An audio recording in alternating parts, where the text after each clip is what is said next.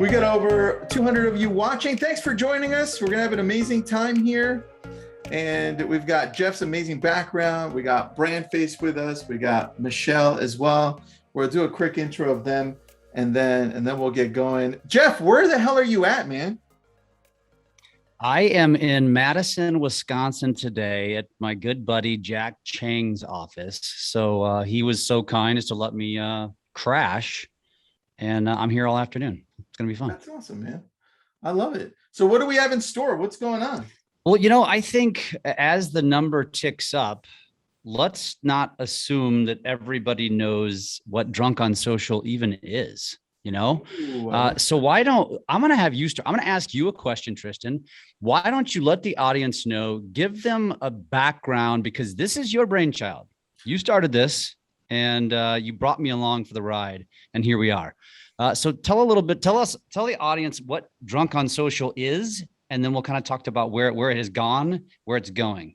Thanks, man. I appreciate that. So Drunk on Social is just really exposing those people that know us to social media at a deeper level and outside of just real estate, just business wise. And the ability for people to come in and say, got it, I understand how this works. I understand how Facebook or TikTok or Instagram, I know now what I should be doing. And I thought, why not go so deep in it that it feels like you're drunk on it, like you've actually gotten too much of it. And that was the idea behind it. I ran it by Jeff and he's like, dude, let's do this. I'm in. And really we were already working on other stuff together. This was just a layer on top of that. So that's the gist of it, Jeff. Did I miss anything?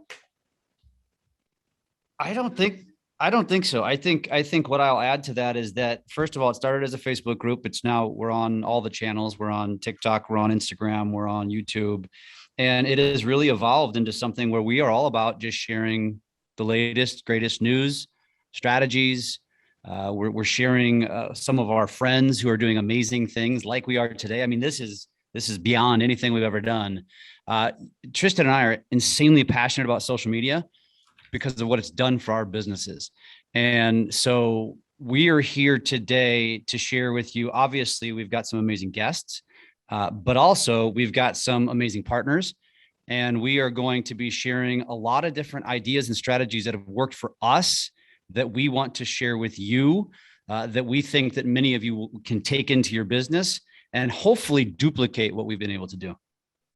I love hearing that, man. All right, now it's playing into the community. So I'm going to grab that link because I know we're going to hit our max here on Zoom in the next 5 minutes. And we should get to 500. But what else is in store, bro? Because Michelle and Tonya and Michael, not everybody knows them, and they're sponsoring this before we get going.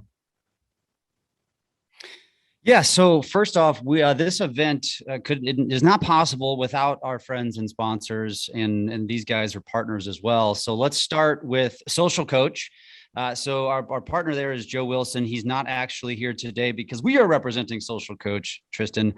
And SocialCoach is an app where we create done-for-you content. And basically, everything pushes through the app. So it's really sexy. And you don't have to think about it. And all you have to do is push it out and then go engage with your audience.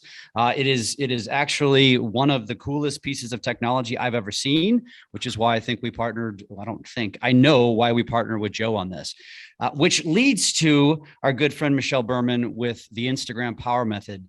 And I've gotten to know Michelle really well. She is hands down currently our number one moderator and contributor in the Drunk on Social group.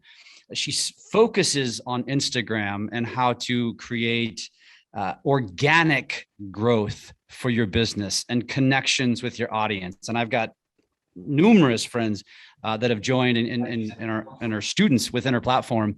And I think with that, let's just go ahead and intro Michelle in, and let's talk a little bit about the Instagram Power Method and what she does for her students. Michelle, welcome. Thanks, guys. I'm so excited to be here. And it's actually really funny for me to even be here. Like Jeff and I met on Instagram on accident, I think. And that's just goes to show you the power of how awesome this platform is. And many of you guys, if you've seen me in Drunk on Social, you know that I'm an Instagram nerd. I love all things Instagram. It is hands down my favorite platform. And there's lots of reasons for that, but I won't go into too much of it. But I'm just super excited to be here. And if you guys are okay with it, I have a really short little presentation to show you guys. I know we only have about 10 minutes, so we're just going to do a little tiny one for you guys and we'll get this screen share rolling. But a lot of you guys maybe are not familiar with the term, the Instagram power method, or what that actually means. So I thought that would be a good thing to start with, just so you guys are understanding of kind of what this program really looks like and ultimately what it does, I think more importantly. So for those of you, again, for those of you guys who don't know me, my name is Michelle Berman Michael. I am officially legally a Michael, so I had to change that on all of the platforms. So if you go to try and find me on Facebook, it is Michelle Berman Michael, all spelled out. So a lot of people have been like, we can't find you. So make sure you put the Michael in and you won't have that problem. But I am a national speaker, a coach, and I am a soon-to-be mom. I'm actually 38 and a half weeks pregnant as we sit here today. So I'm very excited, praying that this little boy comes out here in the next couple of days. Any other moms in the house, I'm sure you guys know, when you get to this point, you just want him to come out. So I'm definitely there for sure. But I want to give you guys just a super brief background on me. I know many of you guys hopefully know this, but if not, just super brief intro. I actually grew up in Southern California. I was born and raised in La Mirada, California, very close to Biola University, for those of you guys who know that. I have been an athlete my entire life. I grew up swimming. I swam all through college. I swam for Rutgers, for all my West or East Coast people. I love the East Coast, and I'm actually getting ready to move back to the East Coast here in the next month. So really fun. But I actually currently I'm a national level Olympic weightlifter. So no, I'm not an Olympian like a lot of people want to think there. I actually do Olympic weightlifting, which is a sport by itself. So go look that up if you don't know what that is. But I have a degree in psychology and journalism, and my entire focus of everything that I do is very, very rooted in psychology and really this understanding of how do we tap into the brains of other people. And my plan in 2022 is to have a book launch. So hopefully Tristan and Jeff can help me with that when we get ready to do that. And one really cool fun fact about me that I always love to tell people is I know what I want when I want it. And my husband and I got married in 2 months to the day after we met. It's always a fun story that I won't get into, but Tristan always laughs at me when I say that. But met my husband, married him 2 months later, and we're now having our first baby 3 years after that. So really fun. And again, I'm about to be a mom myself. And on this screen, what I wanted to do is just allow anybody who wants to go binge listen to podcasts. Go ahead and screenshot this slide.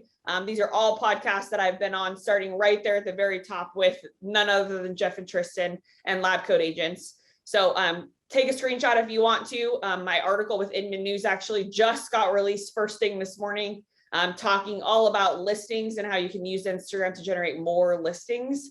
Very, very powerful article. So I will give you guys my contact information at the end of this very brief 10-minute segment here. So if you guys want that link, you can DM me on Instagram for it, or just go look on Inman. It's there. Next thing specifically, I'm going to give you just 4 quick bullet points as far as what the actual Instagram power method is. So this is definitely a lot different than your traditional online course. The Instagram power method is 100% rooted again in psychology, with the intention of how do I help as realtors, loan officers, and the like. Ultimately, really, it transcends any business. How do you tap into the brain of your ideal client? How do you actually stand out on a platform where there are a lot of other people using it? So I definitely hear the pain points, if you will, of people who say, well, there's so many other agents in my area using social media. Why should I spend my time on it? How do I stand out? All of those things. And this program solves that problem. So it's very, very customized. This is not one of those programs where you're creating content that looks like everybody else. It's very, very above that, with, again, the intention of how do we really tap into the brains of the right person that we want to work with?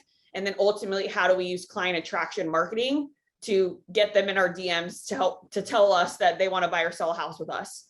So that's really what the point of the whole thing is. The course itself is 100% geared towards realtors and LOs.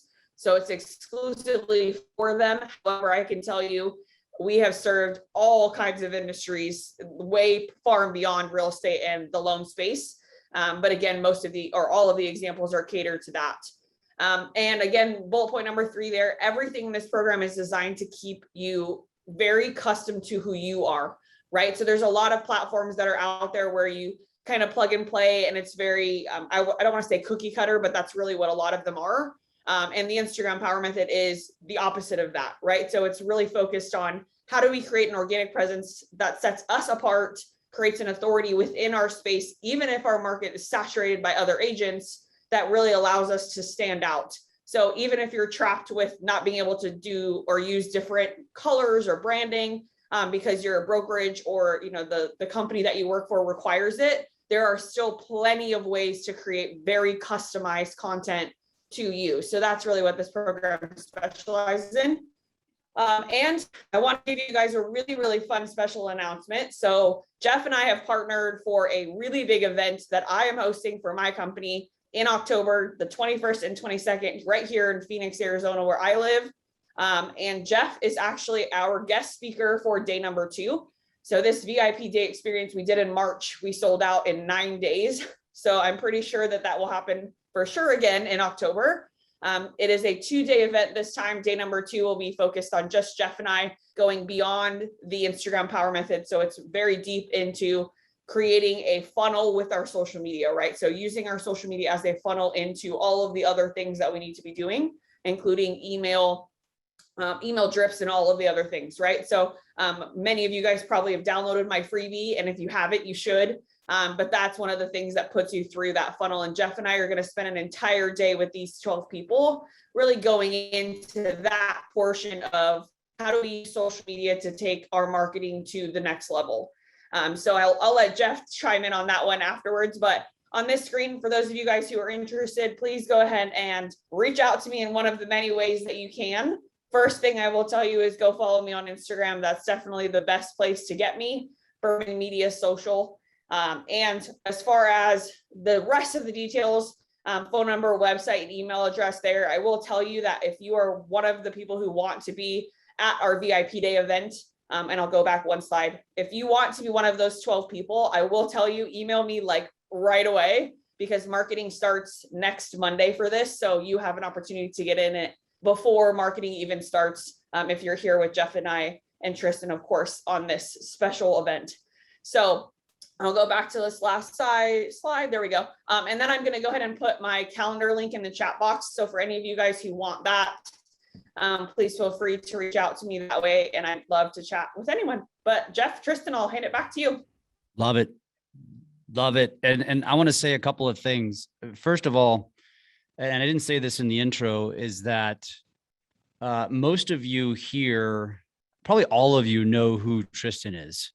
And maybe 5 of you know who I am. So I'm hoping that maybe, a few of you might get to know who I am. But when it comes to events like this, and Tristan just did one of these, and Tristan can vouch for this, these small, intimate events, you take a ton away, and you go to these types of events, and you actually execute things while you're sitting there. And literally, I mean, I say this loosely, you're touching us. I mean, maybe not, inappropriately, but you are right there with us, sitting around a table. We are going to be working with you. It's going to be awesome. And I will say this about Michelle. First of all, Instagram, and you've heard Tristan and I say this many times, it is the platform that you should probably be focusing on most going forward, unless you specialize in high quality video, and then that's YouTube. But you should really be focusing your business and your brand to grow your Instagram over the next 2 to 5 years. And this woman right here is the queen of teaching you how to use the platform to connect with your audience. And I shared an example the other day in Drunk on Social. If you're not a member of Drunk on Social, you should be, because all of us, everybody you see sitting here, is constantly just sharing value. And I had a little story the other day where I created a story where I was poking fun at a sport. And turns out these people that I was watching on ESPN saw the post And now I've since engaged with at least 10 of them. And this was unintentional, but it proves the power of Instagram. And if you know how to use it, You're missing the and how point, to though.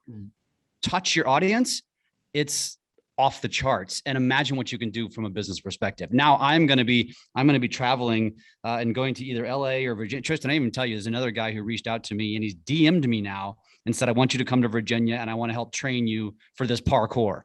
And I'm like, yeah, you guys just want to kill me because I poked fun at you. But that is so funny, man. I think that the funniest part about that whole thing, it's still on Instagram. If you want to check out Jeff's Instagram, he put it up on Reels. He was making fun of that Olympic sport.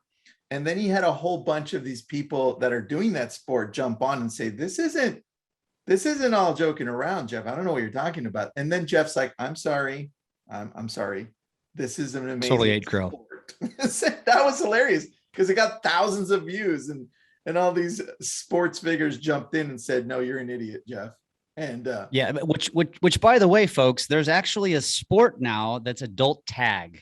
And it's parkour athletes, and it's actually extremely entertaining. But I digress. all right, where'd you go? That's the place to be. I love it, dude. Really did digress. Yeah, you digressed. I really did. All right, there we go. Where are you at, Jeff? I don't even see you anymore. There it is. All right, we're good. All right, everybody. Let us know what city and state you're from. Blow up the chat. I want to see. I think I saw one person from Boston, and it must be Eric. He's always saying, there you go. I love seeing where everybody's from. Again, I've got over 500 of you joining us on the webinar side of this. I just texted God. Brendan Kane. He says he's ready to go. And he wants me to send him a link so friends can join too. So I'm going to send them that link. He's ready to come on in a little bit. Jeff, anything I'm missing? There's a lot of people on here. This is nuts. I love this. This is beautiful. I'm watching it flash across my screen, and it's like it's like a ticker. I've never seen a chat box explode like that in my life. That's insane. That's the power of what we do. We bring people together to really help them grow in one aspect of their business. And I mean, social media is the place to be right now. This is where you can go and create a business overnight. And the people we have on, I mean, Brandon Kane, I'll do an intro later, but damn, Taylor Swift, Rihanna, that's like the echelon of everything. And when it comes to celebrities, and then you've got D-Rock, who Jeff became good friends with, who helps out Gary Vee. And I'm just impressed by all the knowledge he's dropped to us, man, on those mentor calls he's done with us. So very excited for that, everybody. I noticed that some of you are out here in Southern California. Nice, not too far from me. Tonya, Michael, what area are you in? We're Atlanta, Georgia, actually a little bit north in the suburbs, about 45 minutes from downtown. Nice. Yeah. Michael, I love your accent so much. I don't have an accent. It's the rest of us. I know you probably think I have an accent, but I love listening to you guys. I love that. Oh, that's thank awesome. you so much. Thank you so much. Yeah, we're in Atlanta now. I was in San Diego for a little while. I lived in Point Loma for a while, about 18 months or so. And then I was in just north of Irvine for about 18 months. And back in the late REO unpleasantness that we had to go through. So yeah. That was a nutty time. And that was a crazy time in real estate. Yeah. Michelle, where are you at? You said you're in Phoenix? Yeah, I live in Phoenix, but anyone who lives in Louisiana, my husband and I are moving to a very small town, Leesville, Louisiana. My husband just got a job at Fort Polk there. So all my Louisiana people reach out because we're going to need things to do. I've never been to Louisiana. Here we go. Oh, it's a great state. It's a great state. You'll have a lot of fun there. Yeah. I'm excited. Small town USA. Here we come. Love it. I love it. How about you, Jeff? Where you at? It's currently Madison, Wisconsin, but I live in St. Louis, Missouri. So nice. I'm just that, I will say this too, to anybody who's on here. And I say this, if you ever heard me speak, the power of social media. I'm just that little guy from the Midwest, has no connections, on the coasts, no massive connections in any big industry or anything like that. And the only reason that I get to do the things I do today is because of social media, period. Yep. Remember where we met the very first time? I do. That was it was on the beach. I mean, we usually make fun Laguna of Niguel. Yeah, there you go, man. I love it. All right, we've got Brandon on. Let me bring him on the side a little early. There we go. Brandon, let us know when you can hear us. Yeah, I can hear you guys. Sweet, bro. Where you at? That looks like you're in a circular building, like the Apple building. I am sitting in a hotel room in London right now. Okay. There you go, So man. cool. I love that, bro. Brandon, meet Tonya, Michael, Michelle, and Jeff. All my friends here to help us out. Love Hey your guys, pleasure to book. connect. Oh, thank you.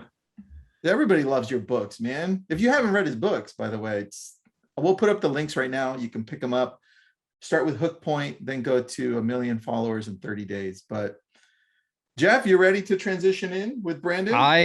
I've got my pen and paper ready. I've listened to Brandon before, and I am looking forward to listening to him some more. And I'm honored to meet you, Brendan. This is great, and thank you for coming on live from across the pond. That's we're honored. Yeah, my pleasure. It's a pleasure to connect with you, Jeff, and thanks for having me. Let me just rename you, Brandon, so we have your proper name on there. People want to look you up.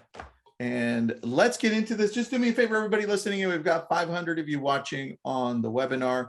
We've got a few thousand watching all throughout the rest of everywhere. Grab your notebook, grab a pen or paper, take some notes. We've interviewed Brandon a few times, and every time I talk to this guy, we learn something new to apply to social media. So Brandon, thanks for being with us. For those of you who don't know you, he's a best-selling author of those 2 books I mentioned, Hook Point, 1 million followers in 30 days.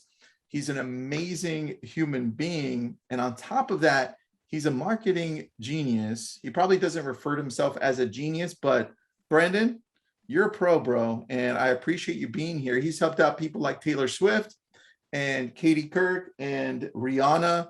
We'll put up a link to the site. You can take a look at it. And I'm in the middle of hiring him for our companies. So Brandon, just be patient with me. I'm almost there, man. So thanks for being with us. Brandon. Yeah, it's a pleasure to connect with everybody, and thanks for everybody for joining.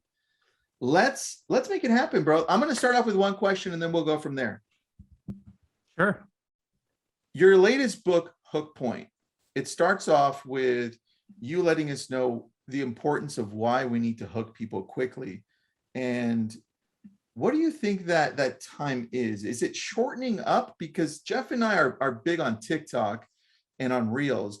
Do you think that 3-second span is shortening to 2 or even 1 second? Where do you see that going? Yeah, I think it depends on a number of different variables. I mean, it can be as little as less than a second. It could be 3 seconds. It just really depends the state of mind that the person is in on social media. So how many posts have they just consumed? Did they just get on social media? Have they been on it for 30 minutes? What are they specifically looking for? So when we're looking at that 3-second rule or less, there's a number of different variables that we're taking into consideration with it. And obviously our whole purpose is to just stop the scroll. And in stopping the scroll, or in the case of YouTube, a lot of the traffic comes from suggested video. In that case, it's earning the click. But what we're trying to do is use visual cues to just get them to stop, to say, hey, you should spend a few more seconds with this post to allow us the opportunity to win further attention for you. So I wouldn't think of it as like a super hard rule as 3 seconds. It could be less, in some instances more, but it's really about how you design your message to first just communicate that this is a post that's worth stopping for. And that can come in many different variables. It could be colors, it could be movement, it could be text in the form of a headline or a meme card. So it really all depends. Now, I will say the biggest mistake that people are making in those first 3 seconds is they feel like they need to convey the entire message up front. And that either overwhelms people or it's just you're giving away too much in the beginning that they're like, well, I already know what this is going to say, so I'm going to move on. Mm-hmm. All right. So with that, you also have a formula. The last time I interviewed you for the Success podcast, you mentioned that there are these 5 things we need to watch out for, or maybe 6, I don't remember, but I remember 3 specifically. So build off of that. And it was the 3 F's, which you said we need to focus on facts, fun, and feeling. Those were like the main things.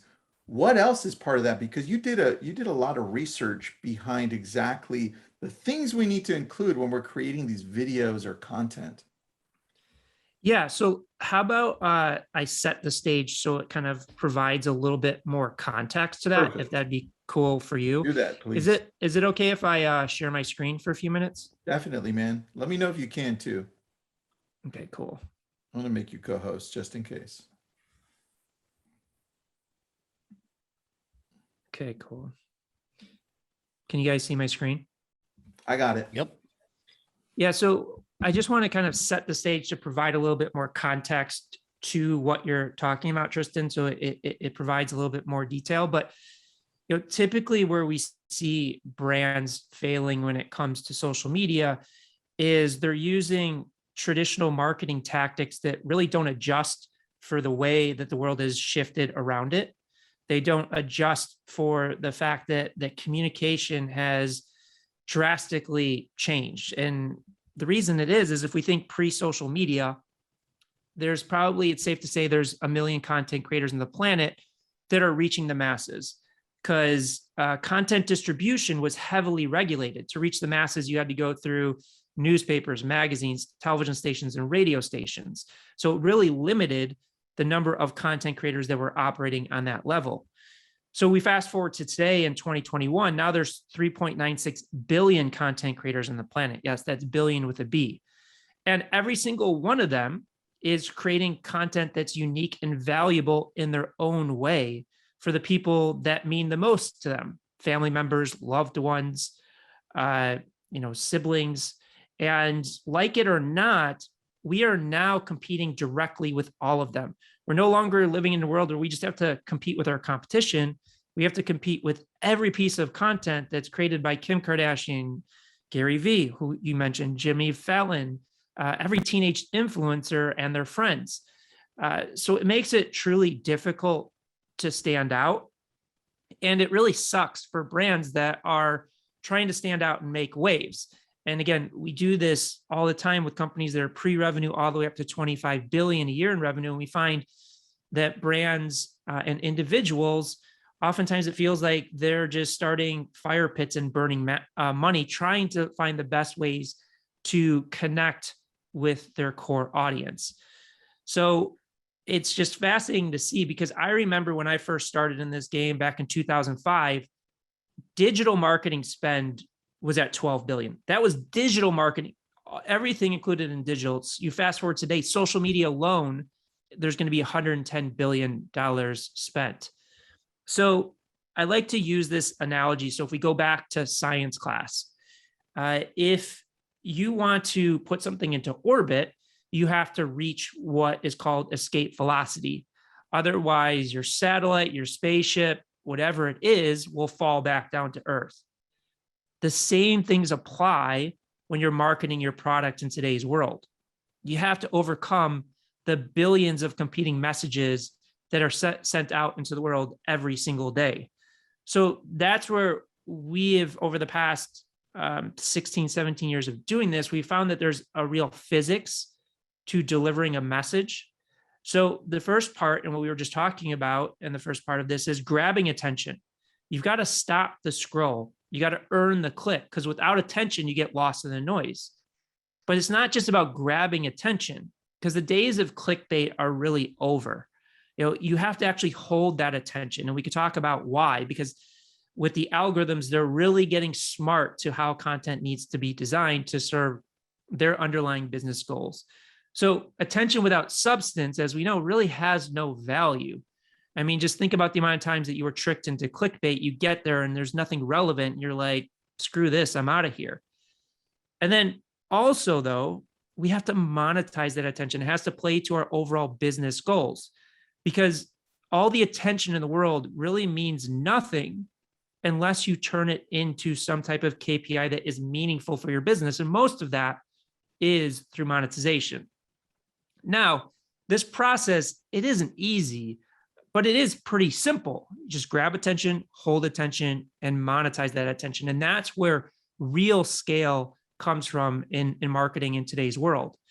So we have Hook Point, which is the core premise of the second book, and it's even talked about in the first one, but we see it as a way of thinking. It's a way of standing out. It's a way of doing business so that you can break through the noise, stand out, and monetize with clarity, intent, and purpose.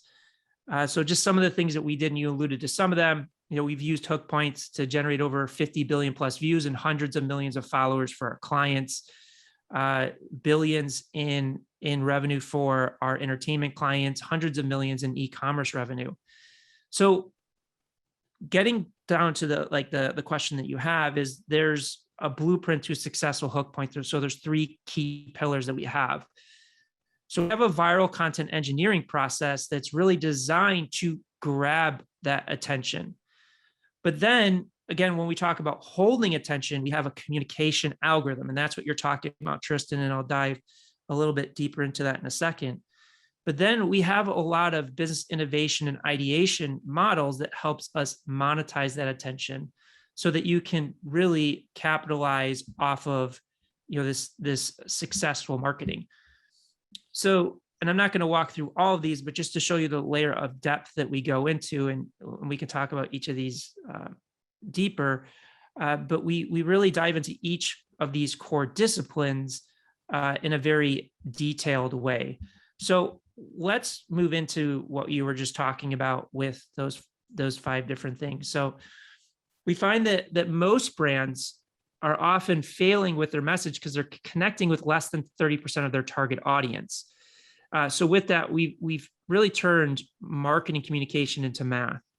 So as you see here, there's 6 ways that people perceive the world, and it's broken down into percentages. So 30% really perceive the world through feelings and emotions. So they're making decisions on whether they're going to connect with a message, sign up for an email list, buy a product or a service, hire somebody based upon how it makes them feel.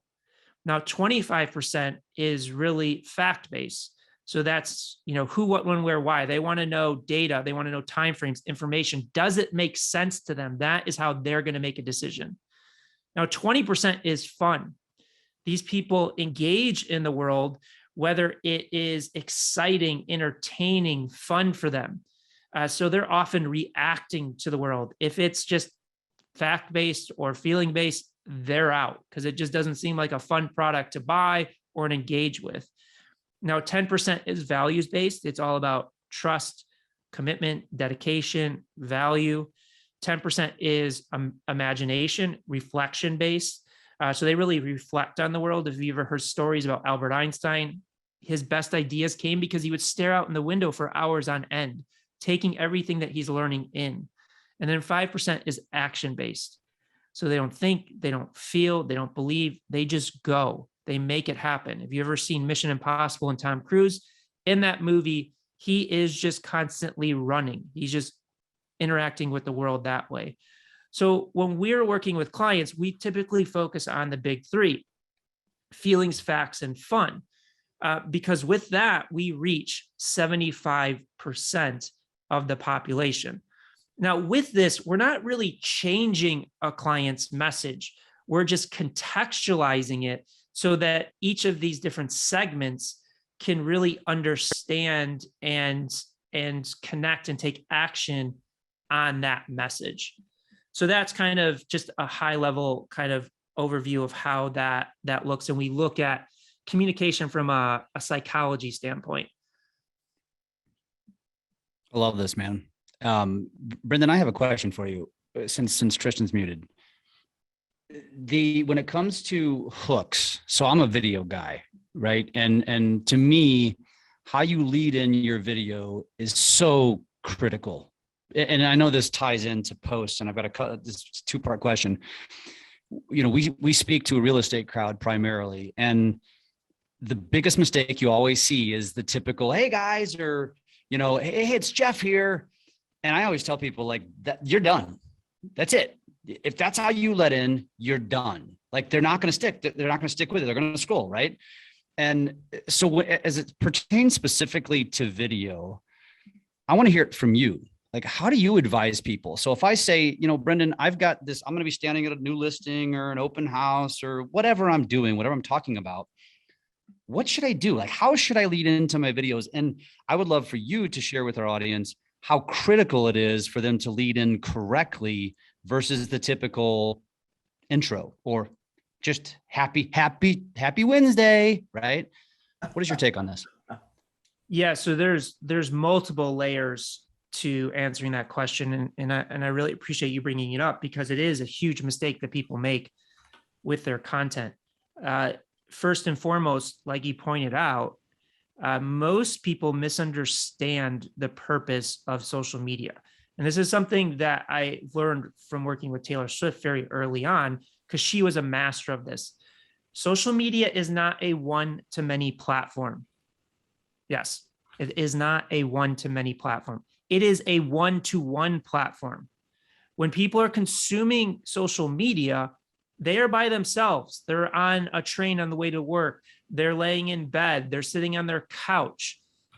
It's not that they have thousands of people around them watching it with them in a stadium or a theater. So when you point out those things, hey, everybody, who's everybody? I'm sitting here by myself. And you look at the number one influencers, and it was interesting because when I first started in this industry in like 2004, 2005, there was a Variety had did an article when influencers were on the rise, and they asked young teens who their favorite celebrity was, and it was 7 out of 10 were influencers. It was only like 3 was like Leonardo DiCaprio and Robert Downey Jr. and these people. And you may be like, well, why is that? Well, because these influencers connect on a one-to-one basis. They feel like they are your friends. They feel like you know them. Versus sitting in a movie theater or watching Netflix, it's a very passive experience. Whereas the best influencers, the best content creators make it an active experience. So you've got to cut that part out. Like you said, hey, everybody, who cares? I'm not with everybody. I'm here for me. Or happy Wednesday, who cares? Like I've got 50 other posts I can look at. So the first part is just really understanding in those intros, you have less than 3 seconds. So what is that thing that you can do to just get them to stop and pay attention to what you're saying? And again, that doesn't necessarily have to be verbal. It can be a meme card or a headline. It could even be an action on screen. Like maybe somebody walks onto the screen and does a backflip or does something interesting that sets up for the story. Like you look at, I know D-Rock is going to be on here with Gary Vee. If you go watch his clips, like if he's doing an interview with somebody, they'll cut out the most impactful 3 to 5 second clips that will then introduce what is going into it. We don't have enough time to go into all the different variables of it, but I just want you to know it doesn't have to be verbal. I don't want you to convey too much because you're going to overwhelm the person. In addition, you also have to make sure that you're contextualizing your message so it doesn't come off like people already know what you're going to say. So, for example, people get a little bit too on the nose, and sometimes, and we don't do this all the time, but we talk about subverting expectations, especially with meme cards. Like when meme cards first came out, it worked for everybody because nobody was doing it. Now everybody does it. So you have to reinvent the way that you use it. So for example, if we're creating a video about meditation and you have a meme card that says meditation is the key to stillness, or the key to relieving anxiety. Like, these are things we all know. Now, even though this video may have a unique perspective on it, the minute that individual on the other side of the screen thinks they know what it's going to say, they're moving on. So if you were to subvert expectations, you may say something like, well, meditation is a scam, to stop that scroll. Now, again, holding the tension, your message has to lead up to what you're saying. So if I were to have a meme card that says meditation is a scam, I may start off saying, hey, have you ever felt like meditation just hasn't worked for you? Like, you're missing something, you're just not getting it, and it almost feels like a scam? Well, I feel your pain because I was that way too. But I met this Zen Buddhist monk, and he taught me these 3 principles that took me from a non-meditator that didn't believe in it, thought it was a scam, to somebody that now meditates every day for the past 10 years. So let's dive in. Another one, we had a video that went super viral because we subverted expectations, that said, don't sweat the small stuff, or it was sweat the small stuff, because it flipped that held-known statement on its head to sweat the small stuff. So we flipped it on its head. There was another one that went viral that said, warning, safety is dangerous. So what we were doing was we were flipping it to stop the scroll, to then dive in to get that attention so that we can dive into the story that we were telling. Brendan, do you think that the media does that well, like CNN and Fox? Because I feel like when you just said that, I'm like, hold on a second. This is how they hook me every time. They do. So yes and no. They do it. They're very good at stopping the scroll, earning the click. But what happens is oftentimes they're using the clickbait side of it, and they don't hold the retention, so that they then lose the trust of that person. And thus, if it's any news outlet or publication, then if you start doing that multiple times and you click on that video or you watch that video and then you realize that it's not what they promised to deliver, then you automatically lose that trust. So I see this in YouTube because I get seeded a lot of sports commentary videos, and there's a lot of people that will re-upload content from other sources, and they'll put an amazing hook point or headline, but then you get in the video and it is nothing related. Like, they'll say, like, one sportscaster is going to talk about this, and that person's not even in the video, or they don't even talk about the thing that clicked you in. So yes, they're good at it, but they oftentimes lose a lot of trust and credibility, and then lose audience and that effectiveness as they abuse that. That makes sense. That's if, like, we said Brandon Kane was going to show up today and it was just Jeff. I'm just exactly, which sounds simple, but that happens. You know, it happens more with like re-uploading content than anything, but it does happen. That makes a lot of sense. All right. So what are some things that, as we have business owners here, whether it's solopreneurs or entrepreneurs listening in, what are some things that they should be paying attention to when they're looking to grow their influence on social media? Where would you say, hey, start here and continue on this path? What would that look like to you? There's a few different ways to go about it. The first place is understanding why you're doing it. What is the end result that you're hoping to get out of social media? And really benchmark your efforts against that, because there's so many people that will buy like 1 million followers, and they're like, well, I want 1 million followers. I want a bunch of followers. And I'll say, well, why do you want it? And they're like, oh, I want to go live on a beach, or I want to make millions of dollars. But they don't really understand, like, how does it translate? Like, how are you going to take an audience and convert it into revenue? What are you going to sell? You know, what are you essentially offering at the end of the day? And I had to rewrite 1 million followers to really clearly delineate that. And oftentimes when we're working with clients, I'll ask that question first. If they come to me and say, I want you to help me generate a bunch of followers. And I'm like, why? They're like, well, I want to generate more leads for my business. I was like, okay, then why do we have to focus on generating followers and then focusing on getting those followers to then convert into paying subscribers or purchasing products, why don't we just start with selling the product first, build that revenue, build that profit stream so you have a sustainable business engine that can then support the organic growth, the follower base. And it's really about setting up a sustainable foundation, because this is hard work. This is a marathon. It is not a sprint. Like, you have to, most people fail at this because they give up, and they give up typically because it's not sustainable. They don't see the revenue. They have to work their day job. They have to find other ways to generate revenue, and then they just give up on it. So that's base level. You have to start.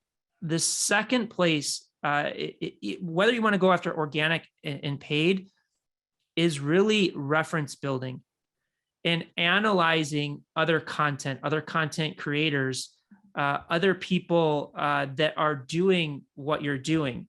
So, and I'll go back to share my screen. Let me pull up, because I think it's really important, where most people are going wrong with this. It's super interesting, because when we look at science, we leverage centuries of trial, error, and data. Whether we're creating new cures for things, new supplements, new treatments, we use data of years of trial and error. We don't just all of a sudden wake up and say, I'm just going to create a cure for cancer without studying anything else. That would be crazy. There's no way you would have success. And yet, when it comes to content and social media, we're discarding millions of data points and results just so that we can be original.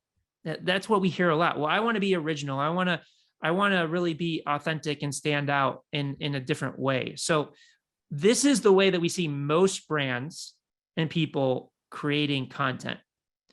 So it's really the common sense model. We have brand guidelines.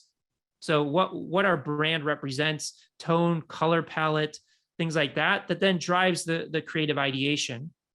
And then from creative ideation, we go to monthly and quarterly content plans, where people will plan out their content for the next month, the next quarter. They'll produce that content and post it, review the results monthly or quarterly, and then go back to creative ideation. Now, this doesn't work because it's minimizing the impact of data on creative. It doesn't really nurture the opportunistic and agile creative output to really take advantage of what's working now in the algorithms. And it's a completely reactive model. There's really no process in place for accountability. This is really important when you have somebody managing your social accounts for you, iteration, and growth based upon the results that you're getting back in real time. And it's almost just completely dependent on luck. So when people say, well, going viral is luck, it's not. It can be engineered. So this is the viral content engineering model that we've developed, where it really merges creative with the scientific methodology. So research is the first place that you have to start. You have both paid and organic. You have to see, what are other content creators in my niche, in addition to outside of my niche, what are they doing? What's working? What is not working? How can we take those learnings to base and take that data to then create new hypotheses of what content we should create? What formats, what storytelling techniques, what calls to actions? And then through that hypothesis building, then we go into ideation. But this ideation is now driven by the research and the data that we've collected. And then, just as important, single iteration production planning, one piece of content at a time. So that when we post that piece of content where we have a clear hypothesis, then we can review the results, understand whether our hypothesis held true, and then start back all over in the research phase. So that's really where we focus.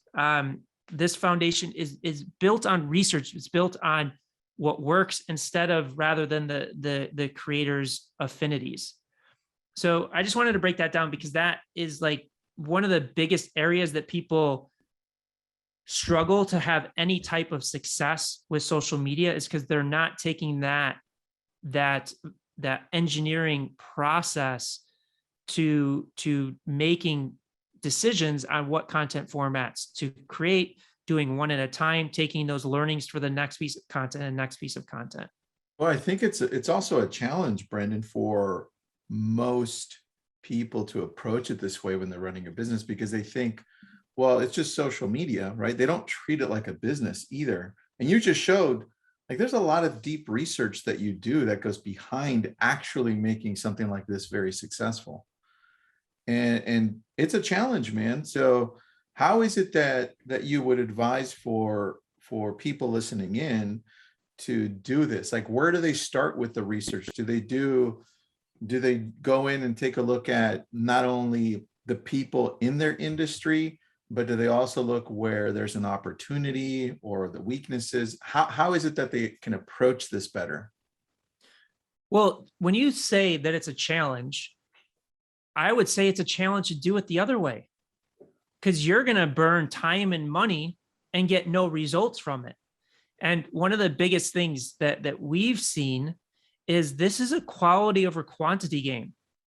This is not about posting every day. This is not about posting as much as possible, because you're not going to learn in that way. Now, I'm not saying that you cannot be successful in that point. You can, if you have a process to follow what I just laid out in research, do the hypothesis building, that creative ideation off of that research, single iteration, production, and then reviewing those results. You can, but most people are just, they're producing as much content as possible. They're not learning from it, and they're not getting the results that they need.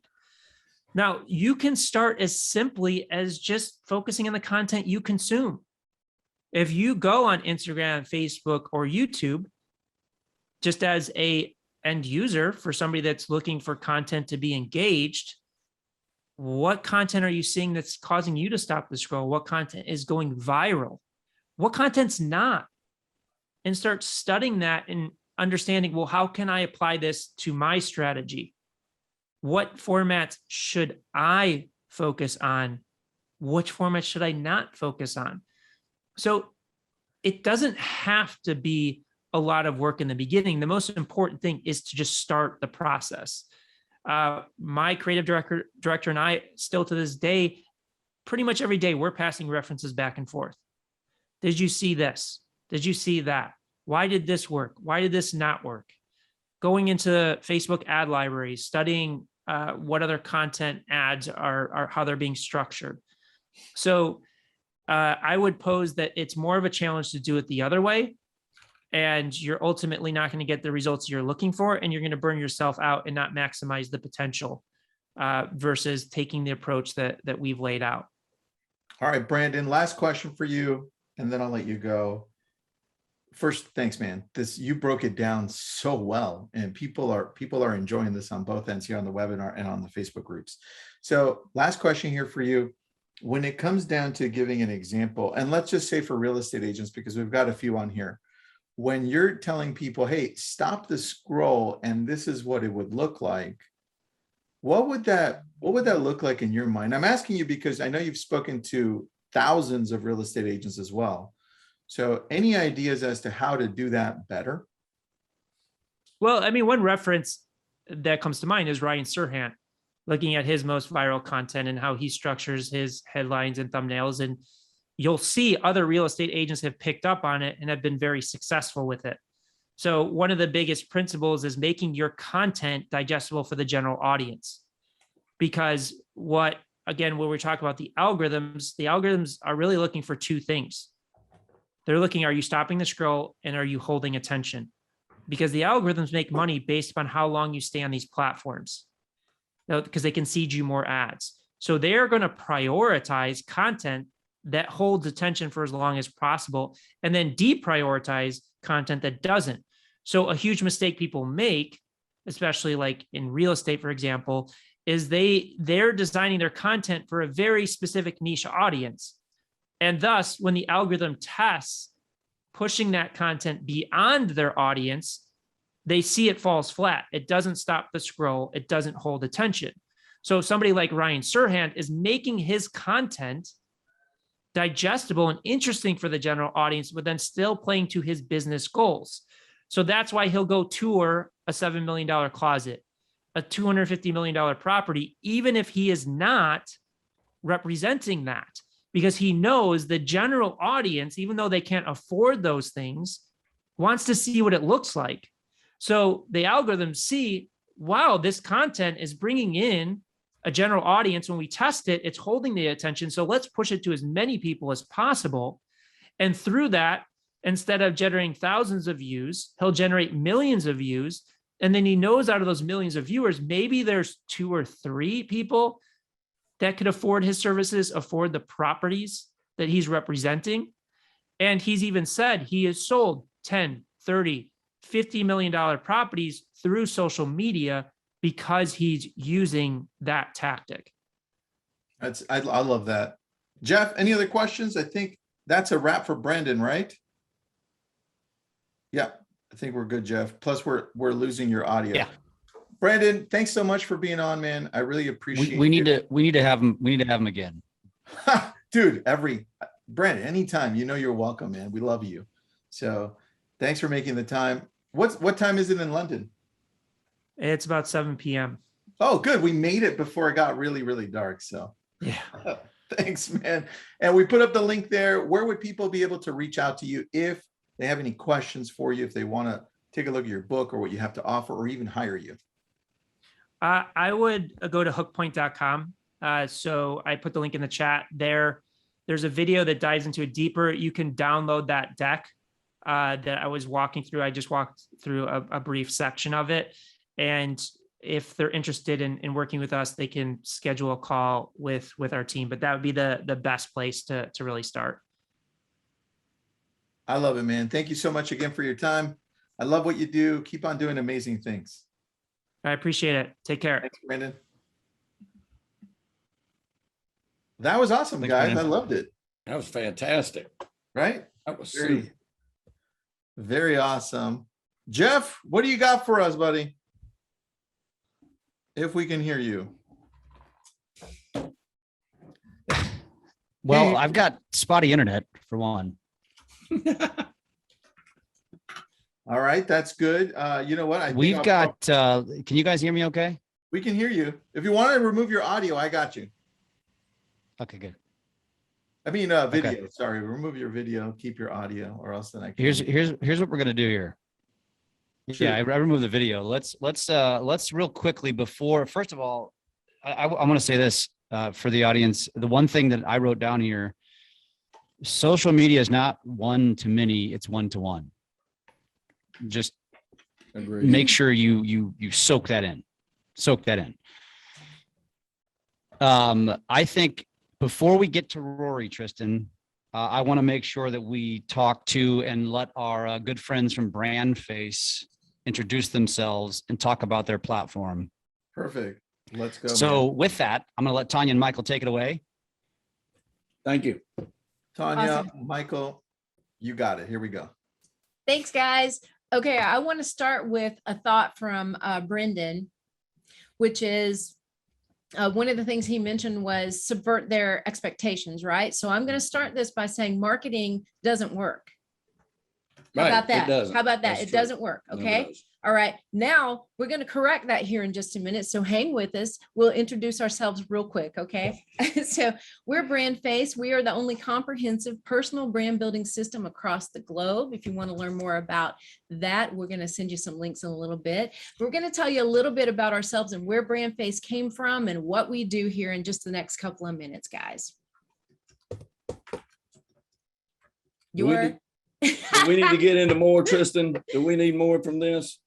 No, man, it's good. I mean, Okay. tell me a little bit about what you do, because we're about to have Rory on, and brand builders. I mean, he's helped some of the most amazing people out there build brands, right? So We can't wait to hear from Rory. And one of the things that we wanted to talk about today is the fact that there are actually 4 marketing failures that always trace back to your brand, guys, because in our opinion, branding is the most important The part very of first marketing. thing that should be done. Yeah. Exactly. And we have a 3D freedom formula process that we take people through. But I want to share with you guys those 4 marketing failures. And I want you to keep in mind, and I'm sure that Rory will probably agree with this and hopefully help you guys figure out other solutions to these problems as well. But the first marketing failure that people have, first reason their marketing fails. And I want to say this before she okay. gets into this. I'm a business owner in the real estate. I have a brokerage. I've made every one of these mistakes that she's fixing to go over. We'll go over with you. Every one That's of them right. until I met her. Okay, That's go right. ahead. Okay. Number 1 is no differentiation, guys. So when you market, you have to be different. Otherwise, you don't stand out. You guys know that. You've heard that. So our saying is great branding isn't about being known for your profession. There are many of you known for your profession. It's about being known for being different in your profession. Here's a real quick story. Several years ago, I was talking with this lady in Arizona, and she said, you know, I feel like I'm already well branded. When I walk into a restaurant around here, people know who I am. They know I'm a real estate agent. And I said to her, okay, you know what? But let me challenge your thought process just for a moment. What if I walk into a restaurant and I see, oh, there's Sherry, she's a realtor, but 2 tables over to the right is Dave the realtor, and 3 tables to the left is Michael the realtor. Now who do I choose? Who is different? Who speaks to me in a manner that I understand and that I want to do business with that person? So that's the number 1 reason marketing fails, is no differentiation. Yeah, it's very important, guys. Like, I want to tell you something about myself before we get into how this applies and how she saved my company. I was an auctioneer by trade, but I always made a little extra money in real estate. I owned my own brokerage in 2000. I just traded my own stuff with it, and I would auction off a farm sale or something like that. I'm from Georgia, in the rural part of Georgia. Okay. We did that. I did this for years and years and years. But in 2006, I teamed up with a company out of Irvine, California. We happened to have a 300 property auction in Atlanta that ended up being the beginning of the Bear Stearns residential portfolio. So when they went under, we got that contract. We thought it'd be about 3 years worth of work. It turned into 7 years worth of work. I've been licensed in 31 states as a broker. I've sold over 78,000 transactions. Okay, the only reason I tell you this is because auctioneers are always working themselves out of a job. And I did that. When the job was done, we closed down the office in Seattle, we closed down the office in Irvine, and I came back to home figuring out what I'm going to do. I buy a piece of property. A lady tells me that on the other side of that transaction, I just bought it for my own self. She said, look, you need to open up a brokerage in this small town north of Atlanta. There's no competition here. And back in 2013, there was no competition anywhere for the most part. So I did that. The very second thing she told me was, now that we've opened up the brokerage, you've got to call my niece because you need marketing. I didn't realize that she had written the original book, BrandFace, which is all about marketing and how that interacts. And I hired her to take my company from 1 transaction in 2013 as a brokerage, a full-fledged brokerage, tiny little indie brokerage with 1 agent, to start to quadruple every year over that until the company has come what it is now. Now we're looking at affiliate brokerages in Nashville, Tennessee, Knoxville, Tennessee, and Orlando, Florida. And we've got 2 locations here in Atlanta. I've got 23 of the greatest agents that you've ever met. They're all award winners. And they all do this because of the BrandFace principles. It started with a point of differentiation, which she told me through a process what it was that I was after. And then we made that the point of differentiation, which happens to be my experience level. But you don't have to have that experience level to be good at what you're doing. Once you define what that is, the next thing that is a marketing failure is no defined target. Most of us as real estate agents just say, well, won't I sell a house to anybody? And the truth of the matter is, yes, because we want a commission. It doesn't matter where it comes from, right? But when we start to spend our money on marketing, when we start to learn how to handle social media, when we go beyond just posting and we start to run ads that really build funnels and get clientele, just like Zillow does, that we buy zip codes from, just like we know that story, right? We have to define the target. Because if you will define that target, you learn 2 things: where to market, just like Brendan was just talking about, and what to put in your marketing that attracts those people that also do that following. So you see your social media grow. One of the things I really liked about what he said was, again, that it's one-on-one marketing. The reason that is important is I was one of those guys that's like, I told her, I want 1 million followers. I want 100,000 people to like Michael Carr and Associates. I need 100,000 people. Like, well, we went after it just like so many other people. Well, guess what? None of them knew who I was and none of them were in my market. I didn't make a dime from it. So we learned through much trial and error to get to where that matters. So you want to define what you want. You need that point of differentiation for that clientele so you know where to market and what to market. Mm-hmm. Okay. The third marketing failure is that there's no personality in your marketing. And it can't just be all about business all the time. When you share some of the more personal things in your life, and I think we all know that by now, it really grabs the attention and holds the attention. And it gets people to see you as that human being beyond the face of the business, right? People are naturally intrigued by the face of a business and the story behind that face. And speaking of story, I just finished my dad's memoir. It was a 2-year labor of love. It's called The Raising of a Rebel. And people really come up to me and talk to me a lot about that these days. It's about him growing up in Dawsonville, Georgia, which is the moonshine capital of the world. He was raised in a moonshine family. And he grew up and turned out to be an alcoholic and an addict. He's recovering today, but it's a fantastic story and people relate to that story. And you know what that has to do with BrandFace, guys? Because your brand is your story. It is your story. And you want to inject some of that into it and some of that personality into it too. So that's the third one. And the fourth one is no consistency. Okay. And he talked about that also. Brandon talked about that. People give up too said Michelle mentioned it. She said it was a great point. People give up too soon. Yeah. You have to be consistent, like everything that you do, a consistent message, consistent imaging that puts you out there and explains to people and your ideal customer what you are, what you can offer to them, both as a person and as a business. More importantly, as a person first, and then consistently putting it out there. Success is going to come to you and when you practice the consistency, when you can't instantly see the benefits of those results, but you know they work. So listen to these professionals that we're fixing to hear from that are going to tell you. But the most important thing is go do it after that. Go do it. It's very important.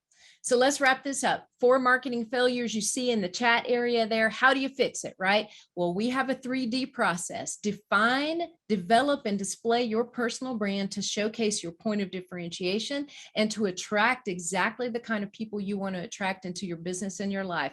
Guys, until you know that story and define, develop, and display that story, you're going to have a very difficult time marketing. Your marketing is going to fail. Okay, so that's where we want to leave you. Marketing does work, but only if you follow those steps. All right, so you can learn more at discussyourbrand.com. discussyourbrand.com. So thanks for giving us the platform, guys. I hope I hit the time mark and can't wait to hear from Rory. I love that, guys. Thanks Awesome. for being on. Appreciate it. People are asking on the Facebook group if you want to jump in there too. Yep. If you want to throw in the link, they want to know more about you guys. We did it here in the webinar. Perfect. But thanks for being on. Will you be sure that's posted? All right. Yes. All right. I love when Jeff says, all right, all right. So. All right, all right, all right. There you go. He always gets Hey, let me say this real quick, Tristan, about these guys. I will say this. I thought I had a good brand. And then I met Tonya and Michael, and I was wrong. So I'm telling you, folks, you need to put some attention and some effort into your brand. Tonya, Michael, take a look at mine. I'll send you a link, and then you can rip it apart and help me grow it better. We would love to. Hey, you got it. And Jeff, you have an awesome brand. You just didn't have all the pieces and parts pulled together succinctly. Right. I was going to say you were not wrong. You were just not right. You can tell Jeff he sucks. He doesn't mind. Jeff, you sucked until you. Michael, wait a minute. I hear this from my wife every day. His audio. We love you, Jeff. Well, thanks, guys. All right. We've got Rory up next. And Jeff, the very first time I had met Rory, it was because of Success Magazine. And then when I brought him up in conversation, Jeff's like, hold up, Rory is absolutely freaking amazing. And I was like, whoa, let me take a look. Let me dive a little deeper. And so I was really surprised that this guy has an amazing background as well. I saw him pop in here. So let me find him and let me show where we are. Here we are. Rory, there you are. I know you've got a little bit of video is on and off, but right now you're super clear, man. We got you. Yeah, no, I had it turned off, but I think if you can hear me loud and clear, then I'm good to go. Perfect. I got you there, man. Awesome. Can you guys hear me okay, Tristan? We can hear you, Jeff. You want to? All right, perfect. You want to do the I do. sexy intro for Rory? I do, man. I do, because I know Rory. Make it Rory sexy, doesn't know me. Jeff. Make it sexy. I know Rory. Rory doesn't know me. That's called a parasocial relationship. And here's the deal. This guy, he's a founder of a brand builders group. He's a top 100 speaker in the world. That exists. 2 times world champion, runner-up. Best-selling author, Take the Stairs, Procrastinate on Purpose. I've read them both, Rory, and actually multiple times. TEDx, he has a TEDx that's been viewed over 3 million times. And this is where Rory doesn't know that I know him really well, is we are clients of Southwestern Consulting. We have been for 5-something years. I know you're not involved with it anymore, but obviously I've listened to countless podcasts, and like I said, I read your books. Dude, you are a beast. We're honored to have you here. You're an amazing, amazing speaker, and we're just looking forward to hearing what you have to share with us today. Oh man, well, thank you for all that. It's great to be here, and yeah, I'm ready to rock and roll. I think we sold that company back in 2018 that Jeff is referring to, and basically so around that same time, we had to go into a different business. So we agreed to stay out of the sales training business for a while as part of exiting that company. And the day that we exited our former company, a guy who was a friend of mine had become a friend of mine for a few years. He called me up and my wife, AJ, and he said, hey, our brand is really growing, and but I'm struggling because we got 14 different revenue streams and we're doing all these things. And I don't know why, but I think you could help me. And he said, would you be willing to work with me? And we said, well, yeah, actually we're wide open. Well, that guy's name is Lewis Howes. He runs a podcast called The School of Greatness, which is one of the biggest podcasts in the world. Lewis and I had become friends because I'd helped him with his first book launch. He had me on his show when my first book hit the New York Times, and we became friends. And then after we worked with Lewis, he said, man, this is your new business. You guys, this is what you're going to do. You're going to help people build and monetize their personal brand. And he was already very, very successful. He already had like 30 million total downloads on his podcast, but it took about 8 years for him to get to 30 million. But in the last few years we've been working together, he's gone from 30 million to 400 million downloads in just a few years. And it has really blown up. And, we work with a lot of New York Times bestselling authors and stuff. We've had 3 clients hit that this year, but most of the people that we work with are not, quote unquote, like the household name or kind of global celebrities. That's a small percentage. Most of the people we work with are in professional services of some type. They're entrepreneurs. They are, independent consultants, business owners, a lot of coaches, trainers, but also real estate agents and, in this space. And I'll tell you the single greatest piece of branding advice. So I'll start with that. And then Tristan, you could take this conversation wherever you want to go. But the single greatest piece of personal branding advice I've ever received, this is not a Rory Vaden or a Brand Builders Group quote. This comes from a guy named Larry Winget. And he said, the goal is to find your uniqueness so that you can exploit it in the service of others. Find your uniqueness and then exploit it in the service of others. And the moment I heard that I thought that was so brilliant. And we've built our entire brand and platform on that. And that's what we strive to do now with our clients at Brand Builders Group, because Larry wasn't in the business of helping people do it. He just said that. And so we created a process to help people really find their uniqueness. And we believe that if you are speaking and teaching and leading and marketing direct from your uniqueness, then you will automatically be differentiated from the rest of the market. But what happens is people try to create differentiation by looking at what other people are doing and saying, okay, I want to do, I don't want to do this, or I do want to do that. I want to be like this person. And really all they need to do is look internally and really answer a few, very key questions, which are, some of the things that we walk people through, and figure out how to exploit that uniqueness in the service of others. Dude, that is an amazing quote. But first, Rory, somebody asked, are those gold bars behind you? Because they can't. Oh, I thought that was hilarious. I'm actually, this isn't my office. I'm actually in a studio we're doing a session with a client today. And so they are wood, but you could think of them as gold. Like, yeah, let's just call that into being, that we're just surrounded by gold everywhere.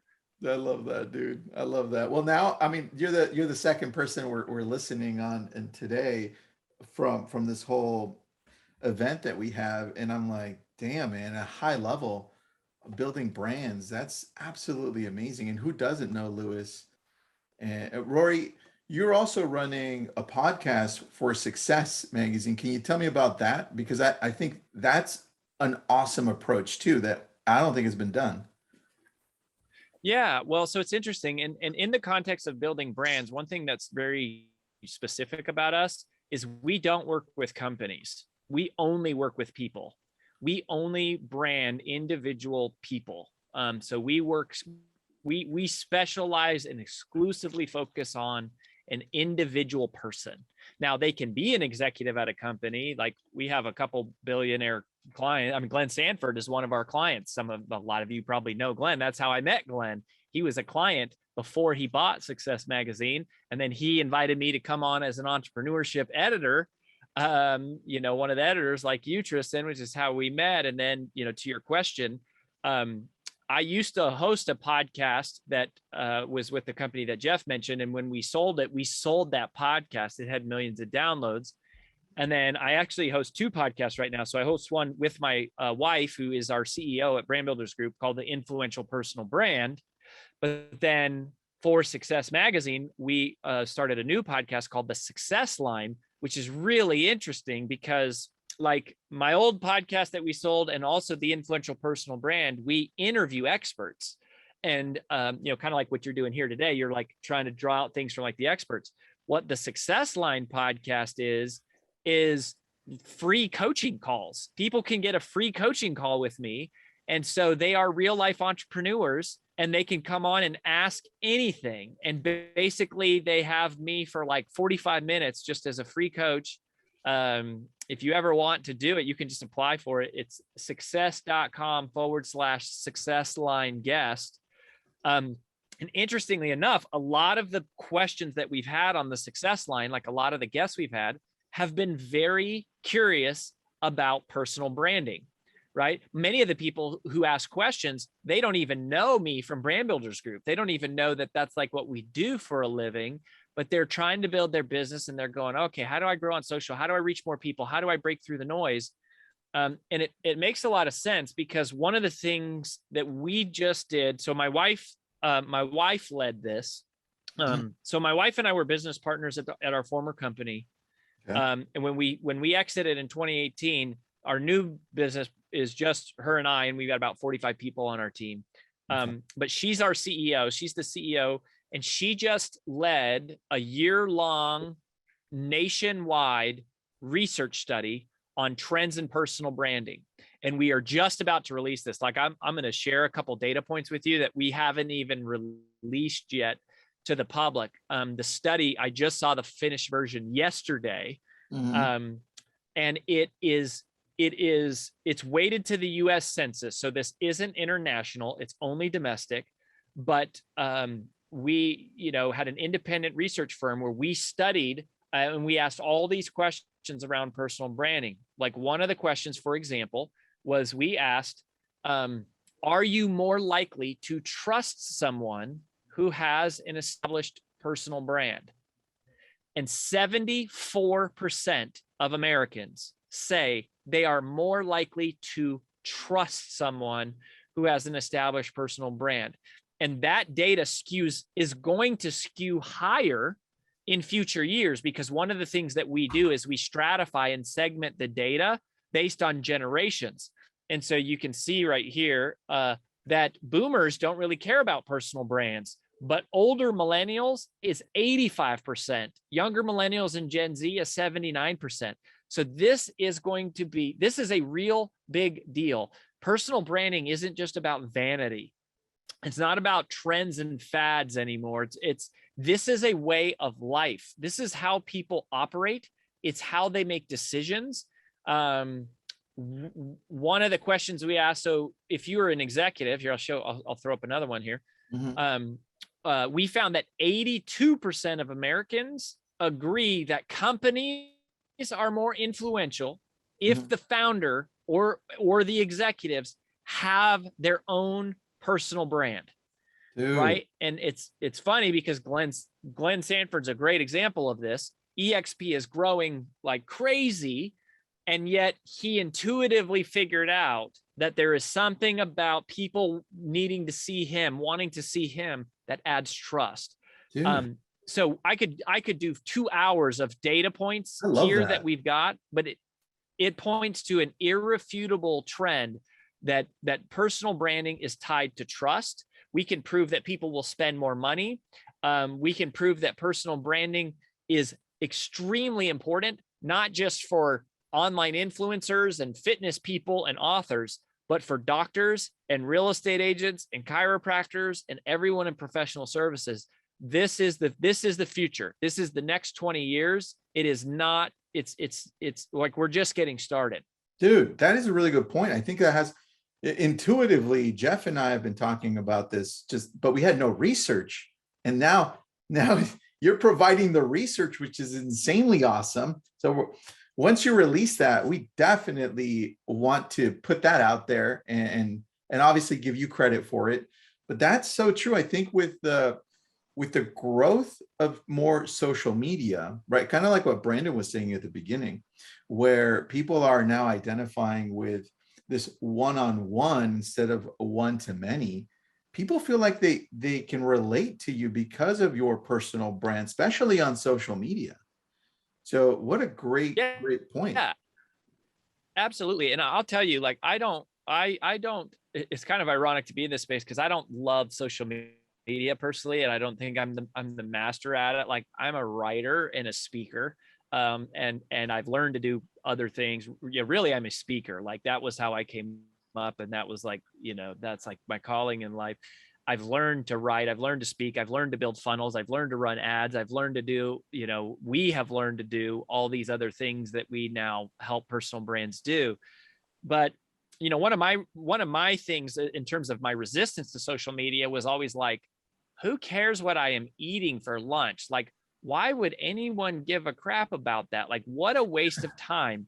And I've struggled with sharing these like little intimate details of my personal life. And then here's what I realized. And this is what I'd love to put in the chat. Type in the chat who your favorite celebrity crush is, or just like someone you really admire who's like a celebrity. It doesn't have to be someone that you like have a crush on, but like put it in the chat. Tom Brady, Dave Grohl, okay, Chris Pratt, Adam Driver. Okay, so these are good. Tom Bilyeu. Hey, we're going to interview Tom Bilyeu here in a couple of weeks. I also do an Instagram live show every Thursday for Success called The Success Room, which is only on Instagram Live, and Tom's coming on. So whoever the name is, Tony Robbins, pick your person. For me, it was probably be like The Rock. Yeah, so Belinda said The Rock. So The Rock would be mine. Okay, so let's just, whoever your person is, I just want you to think about this for a second. If I told you I could get you access to spend an entire day with that person, where you could be right by their bed when they wake up in the morning. You could be with them the entire day. You could listen to every conversation, be in every meeting, but you couldn't talk to them. All you could do was watch a day in their life. How many of you would say, yeah, I'll take a day of my life to go spend a day with that person?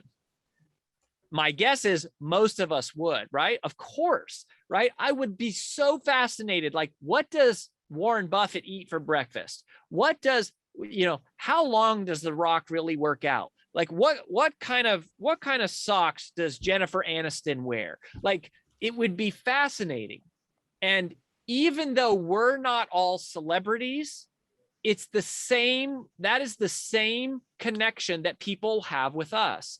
They want to know the person behind the person we see. They want, that's where trust comes from. If you think about, where does trust really come from? And one of the things that we do a lot for clients is we help them build what we call a revenue engine, which is an automated digital ecosystem around their personal brand that pumps their content out into the universe as fast as possible without taking that person's time, right? So we have this process that we call the content diamond, which, we take 1 5-minute video, and basically it's just content repurposing, and then using evergreen funnels and all these different things that we do to turn each person into a media company, like into a media channel. Lou is a great example of that. But really what we're doing, people think of it as like, oh, I'm trying to sell, or I'm trying to create opt-ins, or I'm trying to create conversions. But we believe that personal branding is bigger than that. We define personal branding as simply the digitization of reputation. The digitization of reputation. Personal branding we think of as new, like it's new, like because we think of it as like all these digital funnels and social media and blah, blah, blah. But in our world, we think it's the same old thing that has always been. It's always been about reputation. Reputation is a concept that's been around forever. It's just personal branding is the digitization of reputation. So when we construct a content marketing strategy, we focus on creating we focus on creating fans, not just purchasers. We focus on making a difference, not just making money. We focus on the idea that if we can automate trust, then we can automate income. But what we want to do is we want to automate trust. Trust is what this is all about. And it's not that conversions are bad. We like conversions. We like money. We like opt-ins. We like, all that stuff. We're not against making money. We quite enjoy making money. But the real game is about automating trust. And that's why we did this national research study, cost of tens of thousands of dollars to get this data that we're now going to release to the public completely for free, because we think this is just a game of trust. And that's what you've got to do, is just figure out at a high level before it's like, what hashtags do I use? And what are the magic words to put in my copy? And like, what format or formula should I follow on my homepage to get people to opt in? There's nothing wrong with any of those things. We do all of those things. But at a more fundamental level, I would just say we need to spend a little more time, like a little less time worrying about conversions and a little more time focused on building trust. And the cool thing about a digital ecosystem is that you don't have to convert everybody today. Like, one of our beliefs that we have is that everybody becomes a customer eventually. Some people will do it today. We had one of our live events a couple of weeks ago. And our events are small. We only have like 30 people that come to them. They're very like workshop-y type. And we asked the question, who in here has been following us the longest? And there was a woman that saw me keynote at an event that was 5 years ago. She saw me do a keynote. She then bought Take the Stairs. Then she watched my TED Talk. Then she bought Procrastinate on Purpose. Then we sold our old company. And then she found us on Brand Builders Group and listened to some podcasts, blah, blah, blah. 5 years. And then we said, who here has found out about us recently? And there was a woman who literally had heard us 5 days ago on a podcast with a friend of ours called Hal Elrod. We were on Hal Elrod's podcast.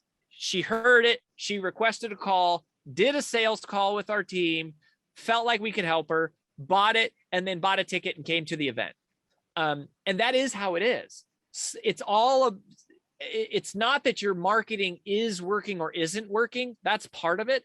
In reality, it has more to do about when are people ready to buy, and when have you built up enough trust that you've earned the right that they will do business with you. But a lot of it has to do with when are they ready to buy, and you got to create systems, like we say, an automated digital ecosystem that captures these folks.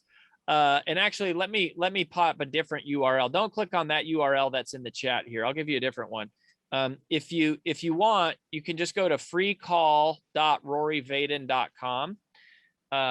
If you're wanting to like build your personal brand specifically, like we do the first call for free with everybody. So just go to freecall.roryvaden.com. That's a better place for you to go to. But we got to be there. We have to have systems that capture people and nurture them and automate trust. And then when they're ready to buy, we're just there to catch them. Dude, I love that, man. I'm getting a lot of texts and messages that people watching all different avenues here. It's like, whoa, I love Rory. So I'm sending links to follow you. Jeff, you've got a question for Rory. Well, I did. And I wanted to comment on something that you said, Rory, which was, and it's funny to hear this from somebody like you who, I respect and have followed and looked up to for years, where it's like, Thanks, social media is not a place that I want to share what I'm eating. And I've always agreed with that. Like I've always made that joke, but yet now I see the platforms evolving, and I did my own assessment with my own social media because I'm in the mortgage business. And I realized 5-6 years ago, like nobody gives a crap about anything that relates to a mortgage, even when they're taking out a mortgage. And then I would do like a video with my daughter, and we were making slime, and she was selling it on Etsy, and I'd get thousands of views and hundreds of comments. And I'm like, gosh, I just need to give the people what they want, and I'll engage more people, which will organically create more conversations and opportunities. And people just have to remember that it's social media. It's not business media, and it's actually become worse over the last few years, where people sell too much, and it's created a distaste for the platforms. And so, if those of you that are listening today can understand the principles that are social media and the concept of the algorithm and how to engage and show up more often and be a digital billboard, that's how you win. But I wanted to ask you, when it comes to branding, you're working with some massive names. What is one So hold piece? your question for Good. Go. Yep. just one question, just one little quick thing on that, because I want to balance something that I said earlier. Because at first I was like, hey, why would anything you care about what I eat? And then I used the whole thing, story about the rock. Here's a balance, like a tactical thing that I have figured out that works really well for me. I'll just use Instagram as an example because that's where I most hang out. But I use my feed to show what I do. I use my stories to share who I am. So that's one of the things that we found like a really nice balance is you use your feed to show what you do and you use your stories to show who you are.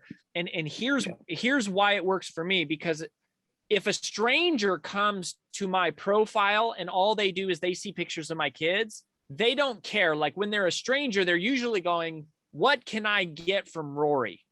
And my Instagram feed, I just put a link to it in the chat. If you go to my handle's Rory Vaden on Instagram. My Instagram feed reads like a freaking MBA. Like there's more valuable stuff on our feed than I got in graduate school. And this is another strategy that we have. We say, save the best for first. Save the best for first. We're always giving away our best stuff first, because the problem is not, oh, I gave away too much and now they won't buy. That's never the problem. The problem is you didn't give away enough and they ain't never coming back. Like you got one chance on social media, one literally split second. And so it's like every day, whatever is the next best thing you got to share, you better share it. Like save the best for first. And then it's in my stories where I started sharing who I am, the pictures of my kids and that. Now, occasionally, because to your point, Jeff, it's the same way. The most engagement I'll ever have is a picture of like my kids or something. So I drop that into my feed a little bit, but my feed is really what I do because it's a stranger doesn't care to know about Rory as a person until they know what can Rory do for me. So they learn, then before they buy, they're like, okay, who is this guy? Do I really trust him? Like, is he real? Like the real deal? Like, and so then that's when they kind of usually start investigating a little deeper. And by the way, one of the best prospecting mechanisms on social media is to pay attention to who watches your stories. Like Instagram will show you who's watching your stories. Whoever is watching your stories, that's the prospect list. Whoever is in your DMs, the dollars are in the DMs. Like that's where the money is made. And it's so funny because people are like, oh, I'm too busy to do DMs. Well, that's stupid. Like DMs is where all the money is made. Like, why are you even on social media if you're not doing DMs? Because those are the fans. They're raising their hand saying, I'm going to buy from you. Like that is where the dollars, the whole reason you do social media is to get into a private one-on-one conversation where you can actually move the conversation forward with a traditional sales model. And that's kind of where like we used to do the business we sold did classic sales training. And Brand Builders Group has done more marketing. And now we're able to do sales training because it's been 3 years. We're about to start unrolling some more modernized sales content because the real blend is it's not about marketing or sales. It's about both. Like it's using marketing to drive to create a conversation and then using like classic, what we call pressure-free persuasion. The new sales training stuff that we're about to release is a very, very different from kind of classic sales training, I guess I'd call it. But that's where you sell is in the DM. So sorry, Jeff, I just wanted to make that delineation of like a tactical thing of the feed is what you do, the stories are who you are. And we do share personal stuff in the feed as well, occasionally. I love it. No, I love it. That's great. It's a great share. And we're running short on time. I think Tristan, you had a real quick question before we wrap up with Rory. Rory, just like Brendan, dude, we're going to have you back. I mean, this has been great. We need more time. This is just whet. This has whet our appetites for more. I'm really grateful that you were here today. Tristan, what was that question that you had for Rory? We had one question, Rory, where people would go to find their uniqueness, because I think they struggle with that sometimes. Totally. Yeah. So we have a 6-part framework for helping people find their uniqueness. It would be a whole separate conversation. You could listen to me on any number of podcasts. I'd talk about it, but I'll give you the shortcut version. Okay. So we train our strategists to help someone find their uniqueness. And we didn't know this when we started the company, but we know it now. So here's the key principle. You are most powerfully positioned to serve the person you once were. All of us in life are most powerfully positioned to serve the person we once were. What we finally figured out is that, oh my gosh, your uniqueness is you're speaking to the person that you have been. You're counseling someone on that path, which is part of the reason why Brand Builders is growing so fast. Is like, if someone wants to be like an author or speaker or build like a training brand, we've spent our entire life doing it. Like it is, we've walked the road. Like we know what that road looks like. So for you, and this would apply, if you're selling homes, right? What we tend to do is we tend to go, oh, well, I want to get listings for the most expensive homes because that's how I think I can make the most money. Maybe, in some ways, maybe that's true. But in reality, you're probably most emotionally connected to the person you once were, to the neighborhoods that you grew up in, to the kind of people that you love or the kind of people that you are, and going, I want to differentiate by finding people like me, or I most felt lost when I was a first time home buyer, or I most struggled like when I became a widower, or I most struggled when I moved to a new city, or I really have a heart for the person that wants to be able to walk to stuff, or I really have a heart for people who want to be like out in the great wide open, or I really have a heart for modern stuff. Like, it's paying attention to who you are and using that as the strategy. Your uniqueness is most closely aligned to that. You're most powerfully positioned to serve the person you once were. Dude, that was a beautiful question. Rory, you answered it amazing. So I was taking notes, by the way. So thank you for that, man. And Rory, thank you for validating to Tristan that I told him how awesome you were. Well, yeah, thank you for all that, y'all. And yeah, if you've got more questions, I know you got a tight schedule, you can DM me.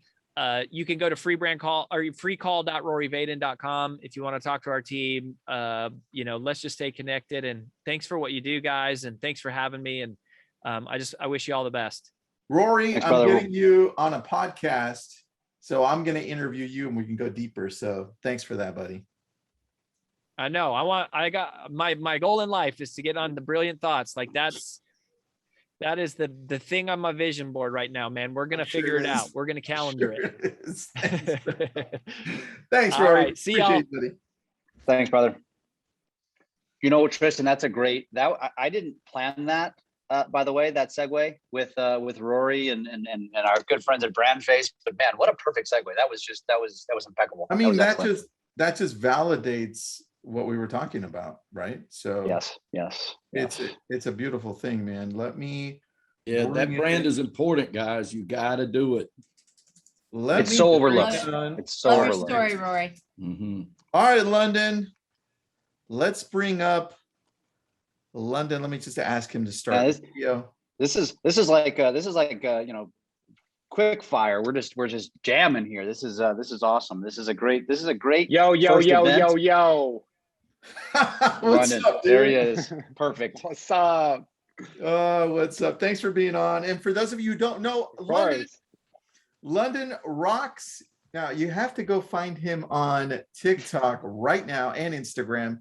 Doesn't matter which one, but on TikTok, dude, the last time we talked, you were about to hit 5 million, and then you like hit that in a day. Now you're like at 5.5 million. Yeah. Insane, man. Like, TikTok's amazing. It's so fun. Well, thanks for doing this. Thanks for being on. Let's get right into it. For those of you who don't know London, you've got to check him out on TikTok. Check him out on Instagram. He's a massive influencer. He is funny. He's smart. The guy actually does a lot of research. And London, when we talked and we went deep into the processes that you have, I think so many people on all different levels when it comes to business can learn from that. The one thing that stood out was when you said, hey, Tristan, we have to find our niches, right? Mm-hmm. I was like, right. That's so easy because Jeff's always preaching that. Michelle too. So London, welcome to Social Genius. You are one. Thanks for being on. And I thanks hope for having me. Follows you. So and thanks for everybody who put this on. This is awesome. Thanks, man. You might see D-Rock jump in a little bit. We'll like have a fallback between both of you. So that should be kind of fun. London, let's get started, man. Why TikTok? Why? So everybody asks me that, and I think TikTok is starting to prove itself more and more as a social media, just because of how entertaining it is. And I think the reason why it is so entertaining is because you can see everyday people making content.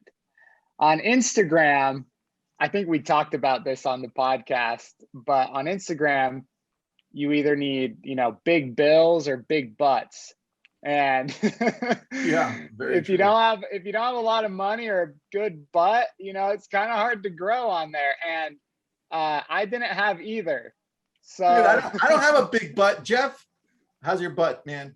Yeah. I'm gonna leave that one alone. I think I think Jeff's got it. But you know, and what I mean by that is Instagram is so curated.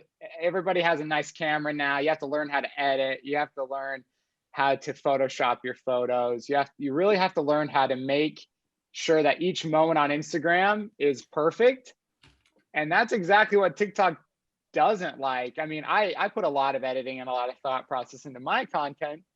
And I will say that the ones I spend the most time on thinking and editing and making sure it's perfect perform the worst. So they really want to capture that authenticity. And I think that's why a lot of creators like myself are jumping from Instagram and YouTube to TikTok. I still think YouTube is probably the most important, but that's why everybody's migrating to TikTok right now, in my opinion, is that they can really show who they are, who they want to be, without having to put a filter or without having to, you know, spend as much time editing. Because honestly, if any of the creators are on here, editing is, you know, a big bottleneck. I mean, a 10-minute YouTube video, that's just ridiculous. That's hard. Yeah, that's very you know, it's hard to do. So I think it's just to answer your question, I think TikTok, why TikTok? Because it's authentic and entertaining. That's very true. London, how long have you been on TikTok? I will be on TikTok, or yeah, just over 2 years. So give me the date. Like when did you start? What month of what year? So I can't remember when they merged with Musical.ly, but when they merged with Musical.ly, I posted about 4 or 5 videos that I had already made, and then I laid off it for about a year. So I really got on TikTok at the end or summer of 2019, I believe. I'm a TikToker. You think I remember what I did 2 years ago? I'm just curious. I'm curious, and here's why.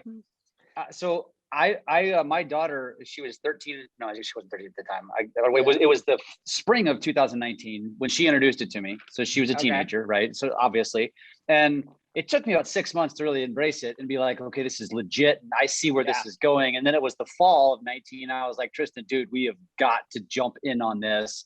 Right. I started speaking about it at real estate conferences, and everybody looked at me like I was an idiot. They told me I was an idiot.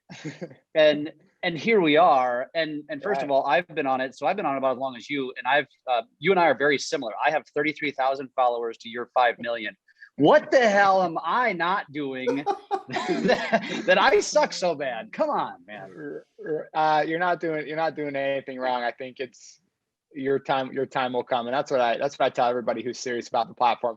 But I didn't start posting regularly until March of 2020. So here's my first suggestion for somebody who is on it, maybe as much as you or not, or who wants to be, who wants to be a TikToker or just get exposure, right?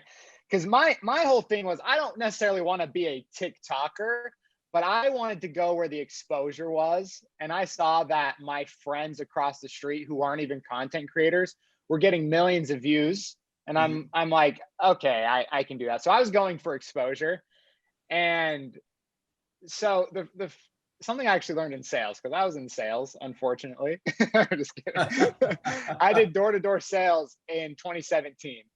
Nice. And my boss told me, he said, we were at the gate of a neighborhood. And he goes, all right, there's 100 houses in this neighborhood.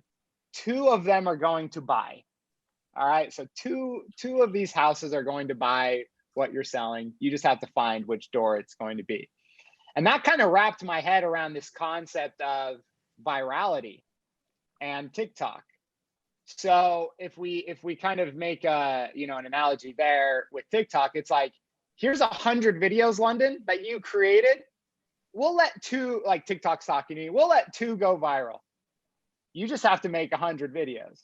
And so that's always my challenge to people who are like, oh, dude, I've seen you on TikTok. I want to try. What do you suggest? And I say, put out 100 videos this month. And then you tell me which videos got 10,000 views, which videos got 100,000 views, and which videos got no views. And then we can kind of see your niche. And once you find a video that hits like 100,000 to 1 million, I rewrite that video about 10 to 20 times and just make it kind of different and repurpose that content again to gain exposure. So many people want to create new content every day on TikTok, which is important, but so many creators miss out on the algorithm not remembering your viral videos. So if you scroll through my page for about 5 minutes, you're going to notice every once in a while I repurpose my most viral videos, and they almost go viral every single time to a brand new audience. Meaning I'm using the same piece of content a couple times a year that, you know, got 20 million views the first time, maybe 5 million views the second time, maybe 6 the third, to gain exposure. Because right now it's just an exposure game on TikTok. So if you're really stressing over content and you have a viral video, I would consider reposting that this week. Just upload the same video, repost it as if it's brand new content, because the algorithm won't remember. Dude, I love that. And Jeff, you've got a few viral videos you need to repost. I'm making a note to myself right now. All this week. Okay. All right. Because he said, dude, what, how many? 100 videos in a month? And then yeah, so that's what I did in March of 2020 when I was switching to TikTok. I'm like, I gotta go hard. I gotta go as hard as I can. So I did 3 videos a day for 1 month. That's what I spent all my time doing. And after my 9-to-5 job, I was a creative director at an ad agency. So it was just video all day, every day. And yeah, I had 100,000 followers in the first 30 days. Damn. All right. Now I know what to do. You should have just told me that earlier. I tried. I sent you a letter. Thanks, man. Thanks. There are some questions here. First of all, yes, he looks like an older version of Macaulay Culkin, which is amazing. I love that. Home Alone. Yep. Patty's saying the demographic of TikTok skews towards younger people. How would you suggest that people, solopreneurs, entrepreneurs use this to target the right demographic for themselves that are using TikTok? Yeah. When I get that question from brands all the time, they're like, your followers don't even have credit cards. I'm like, but the followers that don't will, and the followers that do will find the product, right? So TikTok's algorithm is so great. Like when me and my wife are laying in bed watching TikTok on our different phones, we're getting completely different feeds from each other. And I think that's the beauty of it. You know, she's watching recipes and I'm watching comedies, right? And I think for every brand, there is that, the highly potent stream of people who want to watch that type of content. So for business hacks or whatever, there is hundreds of thousands of people on that feed every day just watching, business content. Yes, the majority are kids, and it's kind of funny. The only people I ever get recognized by are kids. But I would just say, again, it's just a content game. If you're a business or a brand or a entrepreneur, you just have to keep iterating your content, keep posting, and kind of let TikTok feed that content to the right person. Don't worry about the age, because all ages are on it. I mean, you guys are on it. I'm on it. It's like we're all scrolling it, whether we admit it or not. Yep, that's very true, man. And look, Tristan, can I comment on? Sure, go ahead. Comment on that real quick, because I kind of want to ask you some questions, because I noticed somebody made a comment about China. It was a communist, I think was the word they used, which has been squelched, by the way. If you haven't been paying attention, TikTok broke off and it's owned by and the security's run by Oracle now, which is an American company, right? But I don't want to. Here's the thing I want to pick your brain on, because I hear it, I get it. Like, I love TikTok for what it is, but I love it more than anything for the content creation piece, to then create content to then post back to their platforms, because it's an all-in-one tool, right? It's got so many features. But when we're talking about this audience piece of it, I think so many people just check out and they're just, it's not for me. And I really, truly believe that TikTok's technology, TikTok's platform is the future of social media. Instagram will continue to copy it like they have with Reels. And Yeah. I just think it's so important for business professionals to embrace it just for the sake of understanding how to use it. So when that time potentially comes, they're ready. What do you Yeah. have to say for that, just for that general mindset? Yeah, I mean, here's what I tell brands, and I was actually telling a public speaker this on the phone the other day. I said, imagine if you walked into let's say your booking agent booked a speaking engagement and she didn't tell you how many people were going to be there, right? So you plan your speech or whatever you're going to teach, and you walk in and there's a stadium of 17 million people. That's literally TikTok. True. Your booking agent is TikTok. They say, hey, post this video. 5 people might be there, but there is always the chance that hundreds of millions of people show up. There's always that chance. So it's like, why not?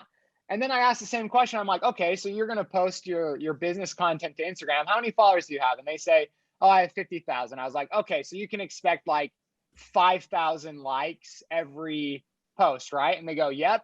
I'm like, how boring? How boring is that?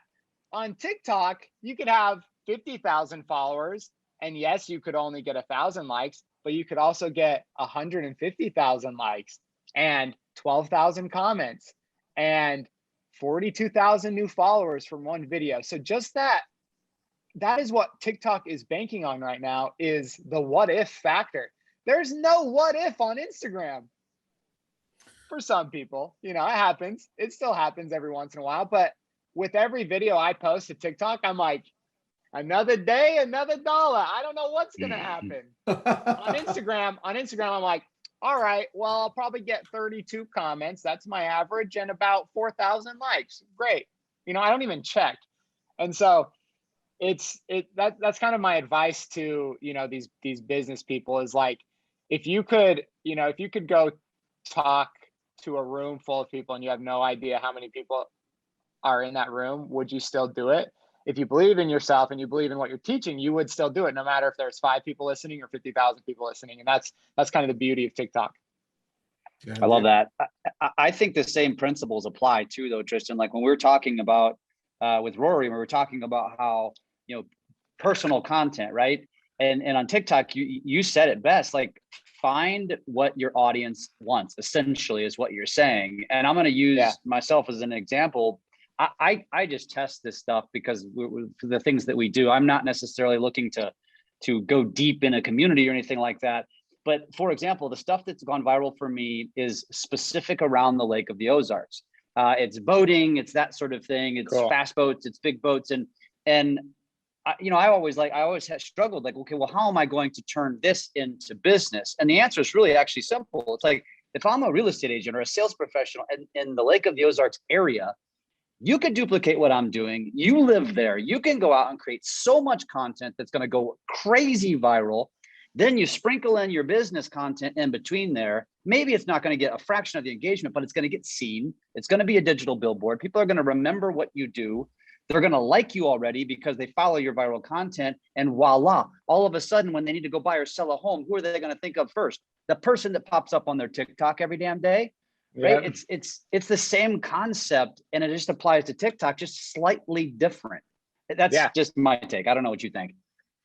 No, I agree with that. I mean, and it's just to your point too, there's just endless possibilities once you find that niche. Like if you have just a random video of you on a boat go viral, why not pitch your business on the boat that you just went viral on? You know what I mean?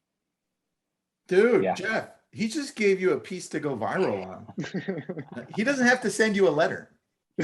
Telling you right now. I would like a letter. I would love a letter, actually. London, quick question for you. Yeah. When it comes to everything actually starting on TikTok, because it does now, everything trending and viral, how important is it to then send people to your other social platforms? And is that actually happening? Yeah, 100%. And that's just back to my point, is like, go where the exposure is, right? So I tried to crack Instagram for like 4 years and nothing ever happened. I was putting up, a comedy a day for about a year. and we talked about this on the podcast, and I gained like 800 followers. And it's not about gaining followers, right? It's about building community and bringing value to people's lives. But a following is a good indicator that you might be bringing value to people, unless you're infamous, which I actually might be on the line of that in some regard. But you, yeah, everything starts on TikTok. So my Instagram is now growing daily just because it's in my, my bio link or whatever. I've got one of those link tree things, and it's just fun to see, for me, it's fun to see my hard work, because if you look at my Instagram and my TikTok side by side, they're very different. I try to make my Instagram content higher quality, more curated, and my TikTok content is just kind of like mindless, like what TikTok likes to see. So it's nice when I get some traction on my Instagram for the stuff that I spend weeks on, right? And I think the next big push and where I lack is YouTube. That's kind of where I'm beginning to make the push, is now I'm full-time. I have employees, editors who are going to start helping me, because pretty much up until this point, I've done it all on my own, and it's just getting too crazy. Well, dude, yes, the exposure does trickle. Tell me how you were able to, and this is for everybody listening in on any platform, it doesn't matter where you're at. Tell me the process of creating the content. Like, do you plan this out? Did you find your niche? What does it look like on a daily basis that you now are saying, hey, I'm curating this content, or at least I'm scheduling so I know what I'm going to do next? What does that look like? Yep. So I create 10 pieces of content every Tuesday. So every Tuesday, my content creator and my assistant come over and we shoot content all day. Usually it's split about 70-30 between my own content and brand deals. So we're shooting about, 3 to 5 brand deals a week. And then about, 5 to 10 TikToks or YouTube videos or Reels specific videos a week. And then we edit them all on Wednesday, and then they get scheduled out. I don't actually schedule out. I still do all my own posting, because I, want to be in charge of that. I want to watch that. I want to answer to comments and all those things. And I know if I put it into a scheduler, I would not be interacting with my community as much. Yep. So yeah, it's just every week on Tuesday, we batch shoot. I think that's another thing that's really important. If you're wanting to be a creator, you're going to hurt yourself and your mentality if you're shooting every single day. It's hard. I mean, I end up shooting something every day, whether it's a little Instagram bit or, for my stories or something, but I'm talking about like the curated, like scripted content we shoot once a week. And that's really actually saved my mental health. Is, okay, I know the other 6 days of the week, I don't have to be in front of the camera if I don't want to. I don't have to be creating content and always be thinking of content. Now I'm editing, I'm responding to emails, I'm out, outsourcing more help, or, doing outreach. It's kind of a perfect formula for what I'm trying to achieve. Dude, to me, that what you just said is, and we had some amazing people on, like Brendan, Kane, right? And Rory. But what you just said to me speaks the most loud and is the most valuable for businesses, because we're always, as a business, trying to fit this in. We know we need to take it seriously, right? But we don't set a time for it. And what you just said is, look, why don't you, and by the way, after we did our podcast, this is exactly what I did. I use Tuesdays, right? But saying, hey, look, let's take 3 hours on a Tuesday. And now I've outlined what I'm going to post to TikTok, Instagram, what I'm going to shoot for YouTube, because I've outlined it. I know I'm going to go ahead and do it. And I've got my video guys, if you have some, or I'm going to do this on my phone.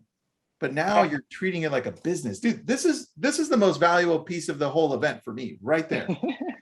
Well, let me say this too. One more thing, London, if I can say something. The other thing that he said was, this guy's got 5 million followers. I'm not going to ask him how much money he's making as a creator. I know he's doing well. But let me tell you this. Listen to what he said. I still take the time to post my own stuff. And London, we hear this from people all the time. They're like, I want to do social media, but I don't want to actually have to do it. And it's like, listen, it will never work. You can subscribe to a service that can create auto posts for you, but you still have to get in there and engage. You have to play the game. This is why SocialCoach is such a powerful app. We'll talk a little bit more about later. But I love that you said that. A, batch create, and B, you gotta be invested. If you're not, social media will not work for you. Yeah.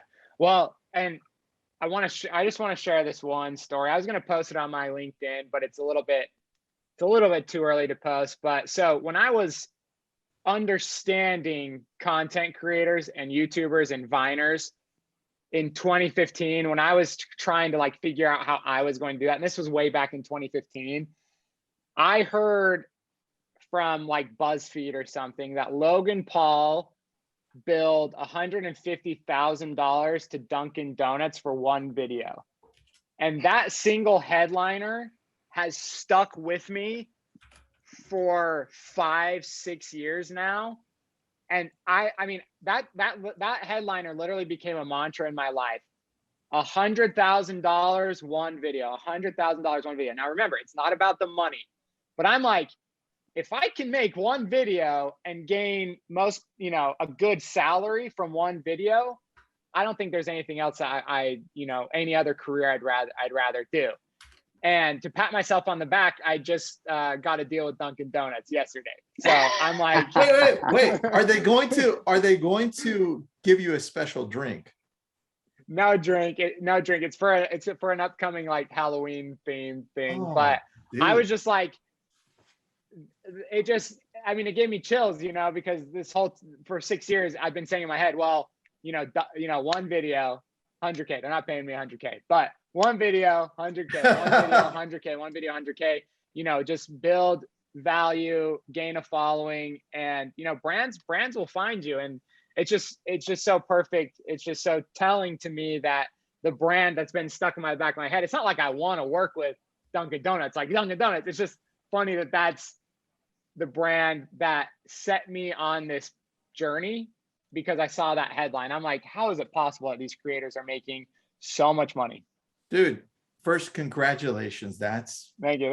That's pretty awesome, man, to see that. Congrats on that. And then Eden says, maybe a donut named after London. Lund Donut. Oh, dude, you already thought of this. The Lund Donut. There we go. The Lund Donut. That's so good. You've done a chicken sandwich too. I guess is that a deal as well? We did. Yeah, I've done Zaxby's and Raising Cane's. So far. I mean, I worked with Kimball Musk on his Omaze giveaway, through my Tesla videos, Chobani, and just for if there's any business people on here that kind of want to talk shit about big businesses not caring about TikTok, Chobani literally is shutting down most of their Instagram and Facebook influencer or just marketing. They're like going full on TikTok in the last half of this year. And I mean, they're $1 billion yogurt brand. So it's like, once the big boys move over. Also, Apple did their first influencer campaign on TikTok.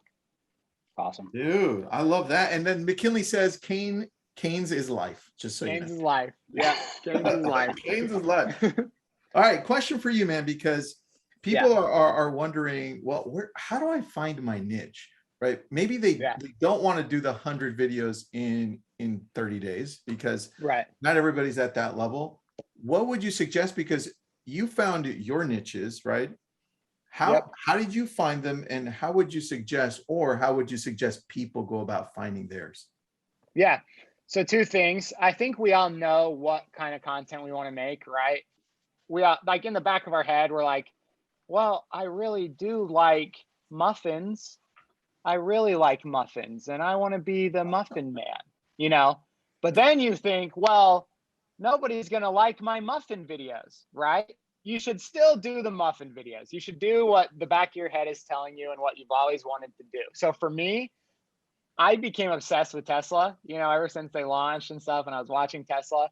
And so the way I found my first niche, which you need 3 of them, in my opinion, the way I found my first one is I started watching all the Tesla videos on YouTube when I was about to buy my first Tesla.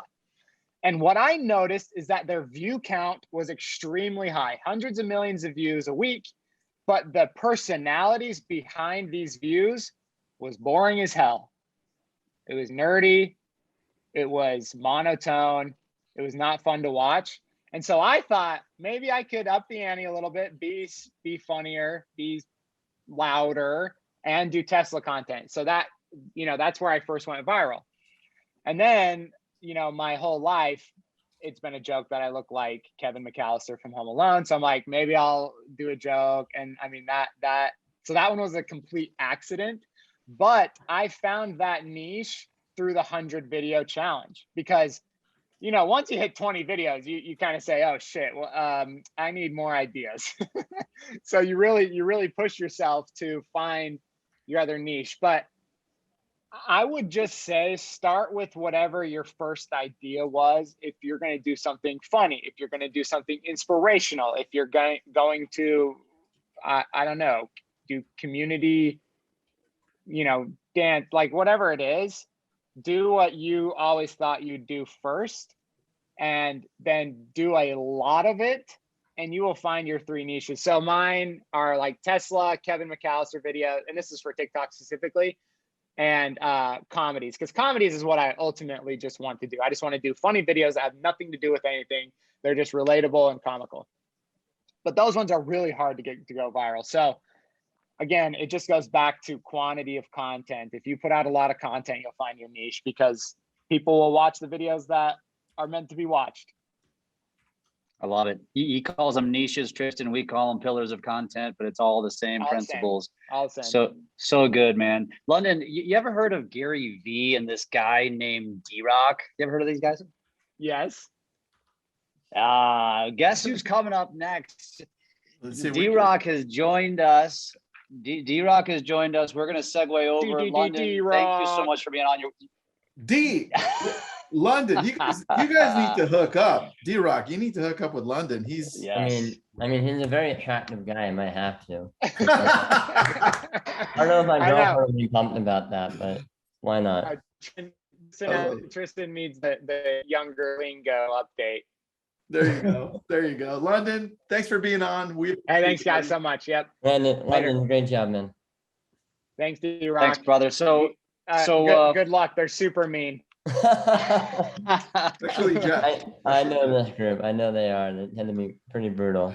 All right, later, guys. Well, thanks, London. Thanks, brother. Thank you, man. So D-Rock, welcome, my friend. Ladies and gentlemen, you have an icon in the house here.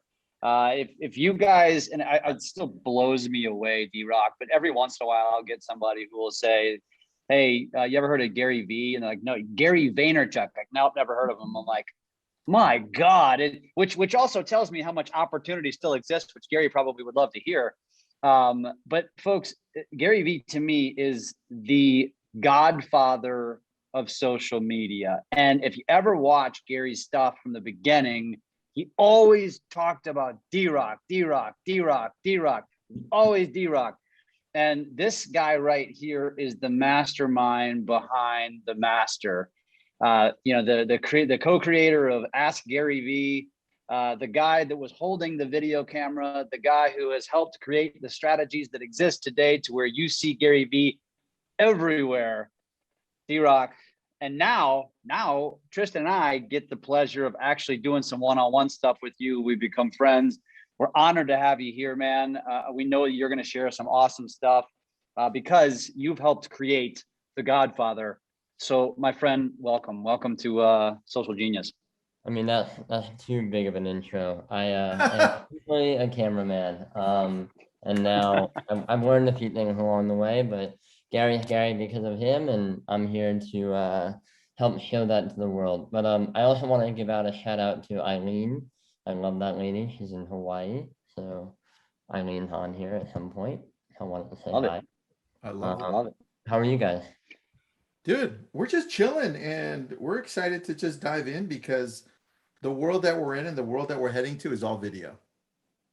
And very true. And anytime I think of what anybody needs is a D-Rock. everybody needs a D-Rock. And dude, first of all, you are super humble. So thank you, because that's super refreshing and we appreciate you.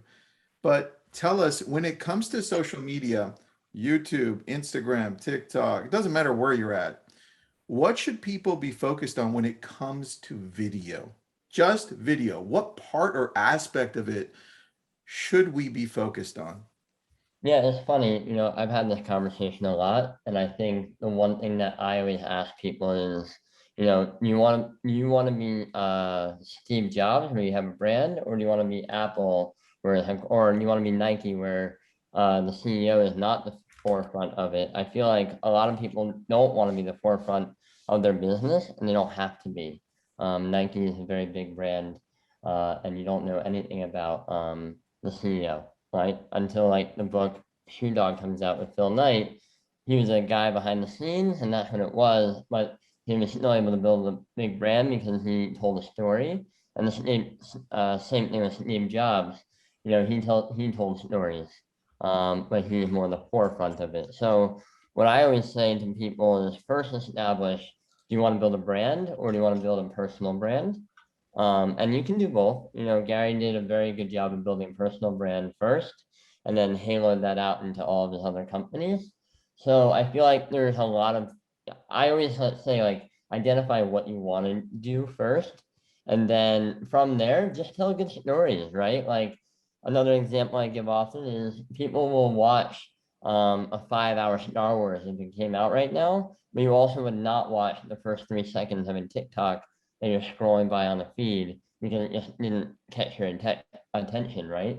So understanding the platform, understanding what stories you want to tell, and understanding consumers, right? Like, I always ask my audience, and Gary always asks his, what do they want to see more of? What value can we provide you?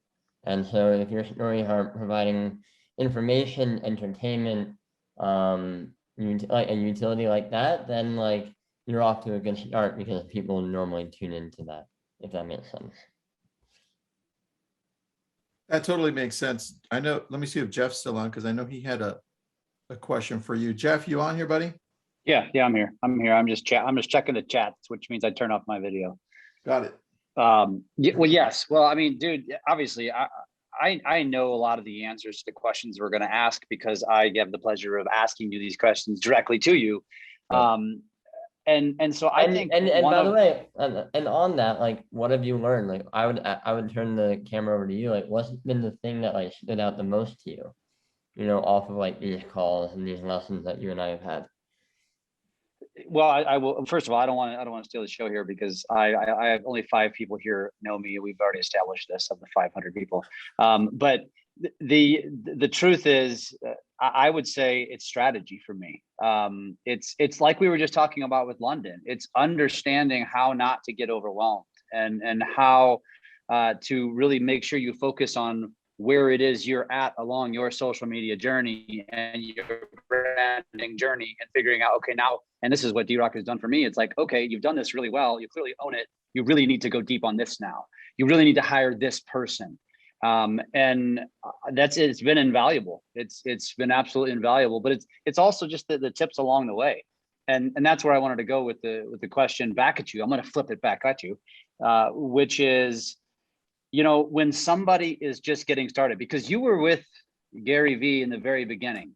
And I do want to correct this part of the story. Listen, the reason why Gary is Gary, he did 1,000 episodes of Wine Library TV before I was even around.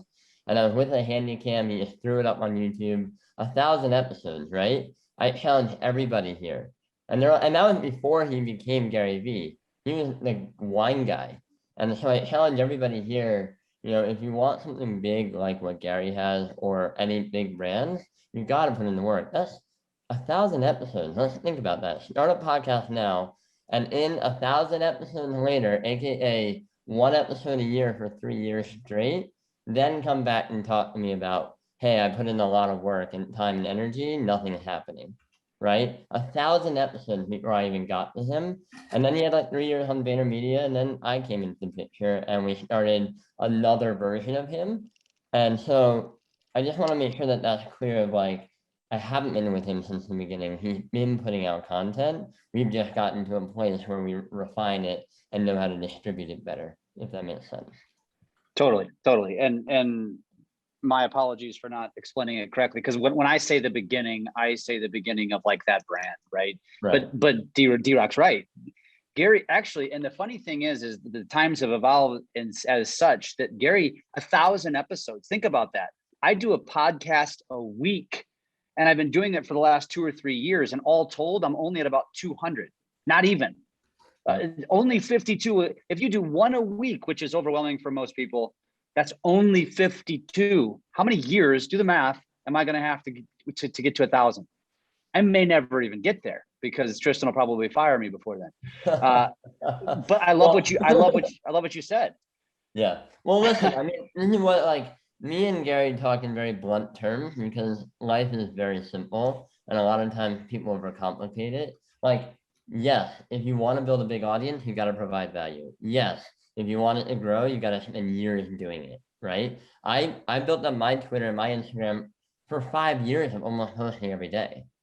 5 years, right? Like, that's a lot of time and a lot of effort and a lot of energy. And I feel like a lot of people here will be like 3 months and be like, oh, I'm not seeing improvements.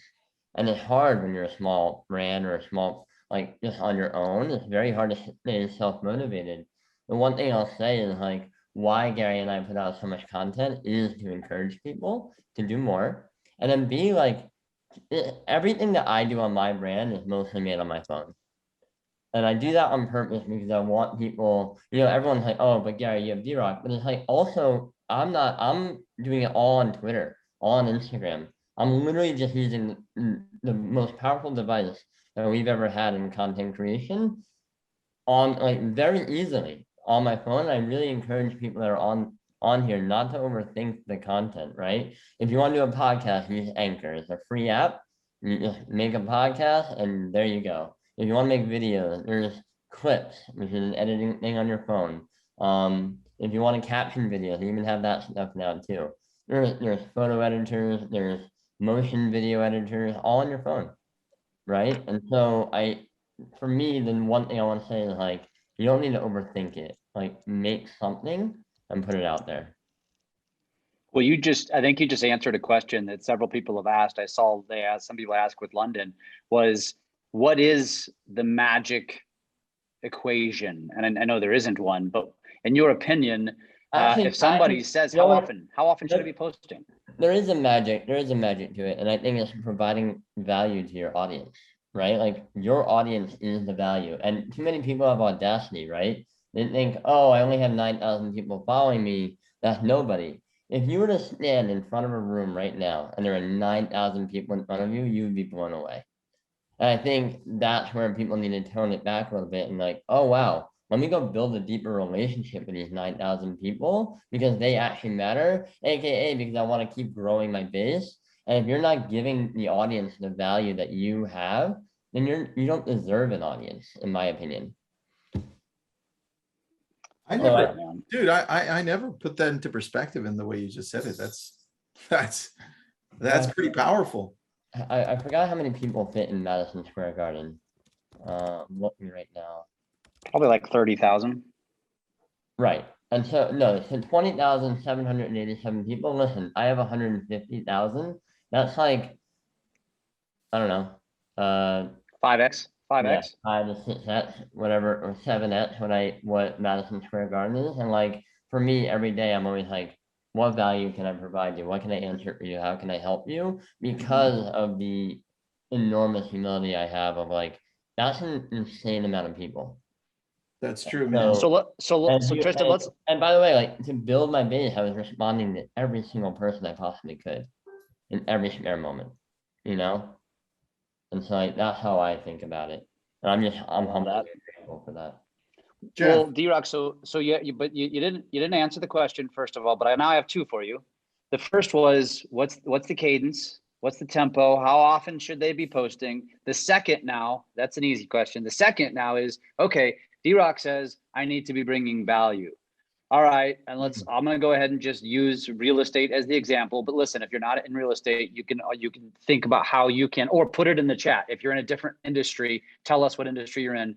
But first cadence, then, okay, D-Rock, give me an example of how I can bring value that will actually engage, maybe entertain my audience if I'm in real estate. But first, go the cadence one. Yeah, first on cadence. Listen, for me, it's very hard to post, right? It's very hard to like be there as a singular human being in Iowa, and you're sitting there on your phone and you're like, what am I posting? So what I would say is first start off by being a curator of things that you like, right? Instagram and all these social platforms, you can reshare videos and photos all day long, as long as you tag the person that you took that from. People are super fine with you sharing stuff 99% of the time. So I would say start with that. If you don't know what to post, curate. Curate around your interests, curate about your job, curate around the things that you're trying to accomplish. Just curate. And then number two is like, I recommend Twitter because you can post so easily and then screenshot it and post that right in your Instagram. So cadence for me is you got to build it like a habit. Going to the gym. If you want better muscles, you got to go 4 to 5 times a week, minimum. Like that is just like a known fact. So I'd say start with that. Start with 4 to 5 times a week, posting something. And for me, how I did it was I would start setting alarms on my phone. Every morning, 8:30, I had to like post something. And I did that for 2 years straight. And that really helped get me into the habit of it, right? Like they say, 10,000 hours. Well, you gotta like, these are all reps, So cadence, I would say, set alarms, think about going to the gym, think about what that entails. And then 2, if you don't know what to post, curate it because there's so much good content out there. And if you become a media company around the thing that you're trying to do, then that will also benefit you in the end. And that's also very good for people like me who don't want to talk on camera or, make videos, or like, I don't make videos for myself. I'm busy, making videos for other people. The thing I put out are screen shares, quotes, motivation, just fun images that I take on my phone. And then what to post if you're in the real estate industry. Listen, my best friend is a real estate agent, and I always just tell him like, there's not enough people really doing good video tours of real estate. And also not a lot of like real estate agents giving back information to help people. Right? Like if you're buying a home, like there's this guy, Damon, who I help a lot, talk to and just give him advice. And he's a real estate agent. He's in Michigan, and his audience doesn't grow a lot, but now he's like getting hit up all the time because of 2 videos that are funny that are like nothing to do with real estate. But then they're like, oh, you do real estate too? That's amazing. And then that's a conversation starter. Listen, social media is conversation. That's it. You put out something to start a conversation. And so whether that be funny, whether that be entertaining, whether that be information, think about what conversations you want to have and put out content that helps back that up, I love that. I love that. I mean, that goes back to what we were talking about earlier. Create content around, let's just say, a community. Like I used the example of Lake of the Ozarks, and it becomes a conversation starter, or it becomes something where then you sprinkle in the real estate, and all of a sudden they're like, oh, you do real estate. Oh, I love you. I already love you because I've built a parasocial relationship with you. Oh, I want to work with you. That's 100%. exactly, in my opinion, that's how it works. 100%. Good And question. like, again, like ask your audience, like literally just post in your feed. Like stop giving a fuck about likes. I really hate that conversation because you're putting value on a number, and numbers don't really matter when it comes to like building relationships, That's very true, man. That's very true. So question for you here in regards to opportunity. Yes. Where do you think the biggest opportunity is that's being missed by most people that are attempting to do social media? Well, right now in the current landscape, I would say TikTok. And I know you might not be asking about what platform, but I would say TikTok because there's 2 retail stores that opened up a half a block from me in Manhattan. two 24-year-olds, one's a guy, one's a girl, started on TikTok last summer during the pandemic, built up a huge following, have now opened up 2 retail stores. Everybody walks in. It's like there's lines out the door every day off of TikTok. And that's just like 2 young kids doing like clothing stores. So I would say TikTok for real estate agents, especially by showing off the houses, giving tips to future real estate agents, you know, being the voice like that.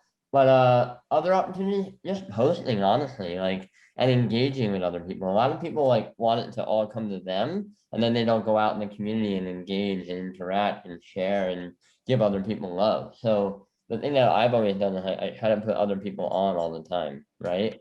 I'll share stuff, give them credit. I'll try to connect people with other people. I just try to help the community. So that's what I would recommend. Dude, Jeff, that's like music to your ears. You've been saying TikTok forever. I turned my camera off so I could dab my eyes, the tears that were in my eyes, the tears of joy. Well, listen, the one thing that Jeff's done very well, and like, listen, it's not for everybody, but he shows a very well-rounded himself online. And I love that. I love that he's not afraid to put out his family and kids if you want to. Like, Gary doesn't put out anything around his family because he wants them to do whatever they want. But Jeff and his wife have clearly, you know, determined that it's okay and that's what they want to do. And, you know, it's really cool to see those moments. And I think, you know, it's inevitable that your kids are going to be on. It'll be cool to see one day, like, go back and like look at these old photo albums. That's the one thing I think mentally for me I did on my Instagram was I imagined it as my journal. And I thought, it would be so cool right now to be able to go onto a site right now and see what Steven Spielberg was thinking at 24. Like, it'd be so cool for me. Like, we always love those like videos of like Beyonce singing when she's like 16, or, you know, all these young artists starting so young. It's so cool to see where they came from. I'm a big fan of unfinished projects, meaning like Steven Spielberg is still making movies, but he's made some of the most iconic ones now. It's so cool to watch the progression. I love like the behind the scenes, right? So if you can think a little bit about it that way, that helps too. Quick question from the audience, because it's a really good one. McKinley is asking, should we be treating TikTok like another Instagram or Facebook? I've always thought of it as a platform that only works for people who go viral. Should we be posting every week on there, or how often? I mean, it's a great question.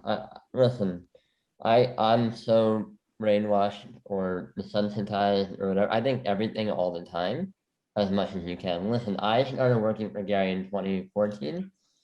Facebook didn't have video. Instagram wasn't really real. TikTok, like Vine was a thing. Like, these platforms change all the time. I don't get romantic about the platform. I get more romantic about the message that you want to tell to your audience. So yes, I would say you should be treating TikTok like you should be on Twitch. You should be on Snapchat still. You know, like Facebook video is crushing still. Crushing. LinkedIn is crushing. Twitter is insane. Like, all these platforms work. I think you got to find where you want to tell your story. I'm on TikTok. I'm not posting at all. And I'm missing out. And that's just where I am in my life right now because I'm prioritizing other things. But could you hop in right now and make, like, this notion of going viral is really funny too, because virality should only come if you make good shit, you know, or it's like so astronomical. I would think, again, let's go back to the 20,000 people fill up Madison Square Garden. Let's just start with that number. Like, build off of that. Like, start there and start respecting like the people that do follow you. And like, if you're not responding to every comment that you get and you have a small base, you don't deserve to grow bigger, in my opinion. Dude, I love that. Question here on the safety of using TikTok for business. Any issues on your end for the safety? It's 100% safe. I mean, like, I don't know what you're referring to. I think that goes back to the news from last year with China and all that stuff. And I mentioned it with London, but that the company split, TikTok split, and it's now owned by an American the American based is the security is run by Oracle, which is an American based company. That was the only way Trump was going to allow TikTok to remain in our country. Right. So cool. I do not care. And maybe I don't care. Well, If you're garnishing attention and you're using that attention to build a business, then if TikTok goes away tomorrow, then you should go and you're still gonna be at a different base, Well, I just because you're focusing on what you said, you're thinking of the message, not the platform. The platform's going to continue to change. Your message needs to be consistent over time. So that was the key of what you said. And I think that's what people need to understand.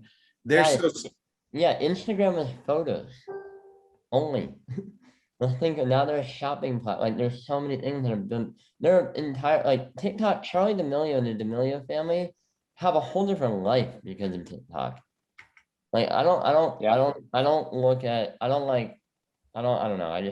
I can't think that way. Dude, same with Bella Porch, right? Like who would have ever thought, right? Everybody, Logan Paul, like what the other kid London just mentioned earlier.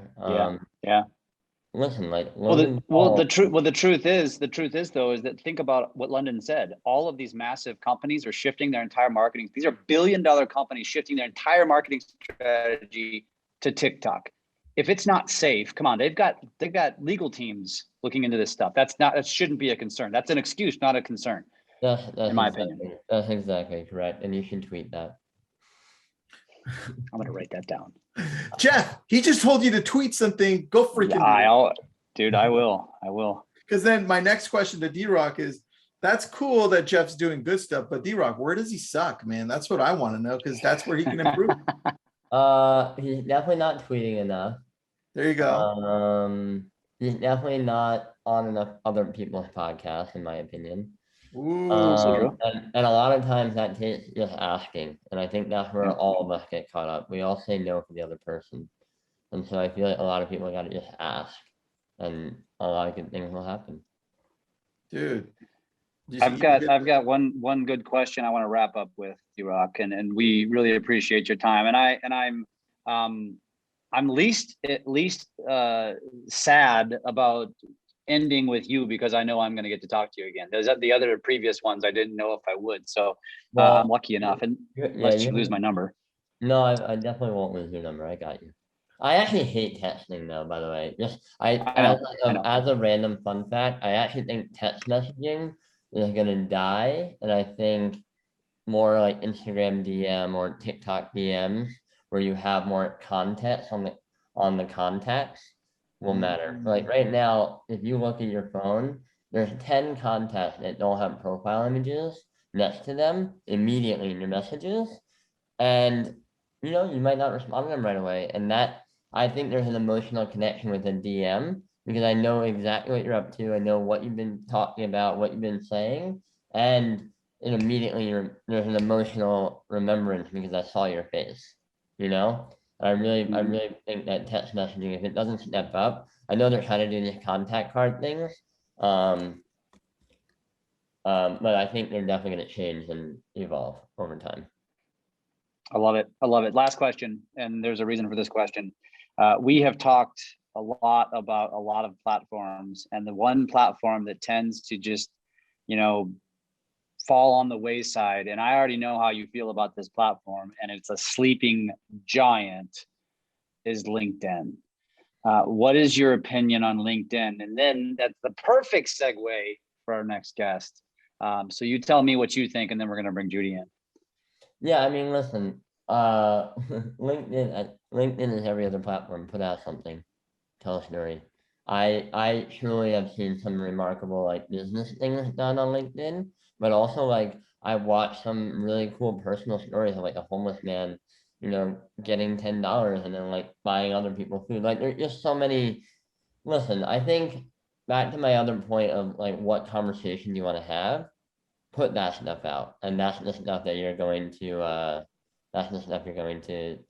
see benefit in, if that makes any sense. Dude, thank you, man. Thank you for being here. I know that there's a lot of this audience that there was at least one comment that said legend, and they're right.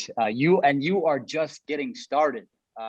That's a fact. You spent a lot of years behind the camera. You're now a lot more in front of it, even though you say you're not. You are. I follow you, and I see you. And so I'm looking forward to continuing to watch. I'm looking forward to continuing our relationship, and we're gonna do this again.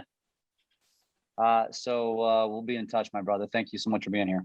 I appreciate all the kind words. And by the way, you're looking like really fit. You look really good. Slim. Look at that. Smile.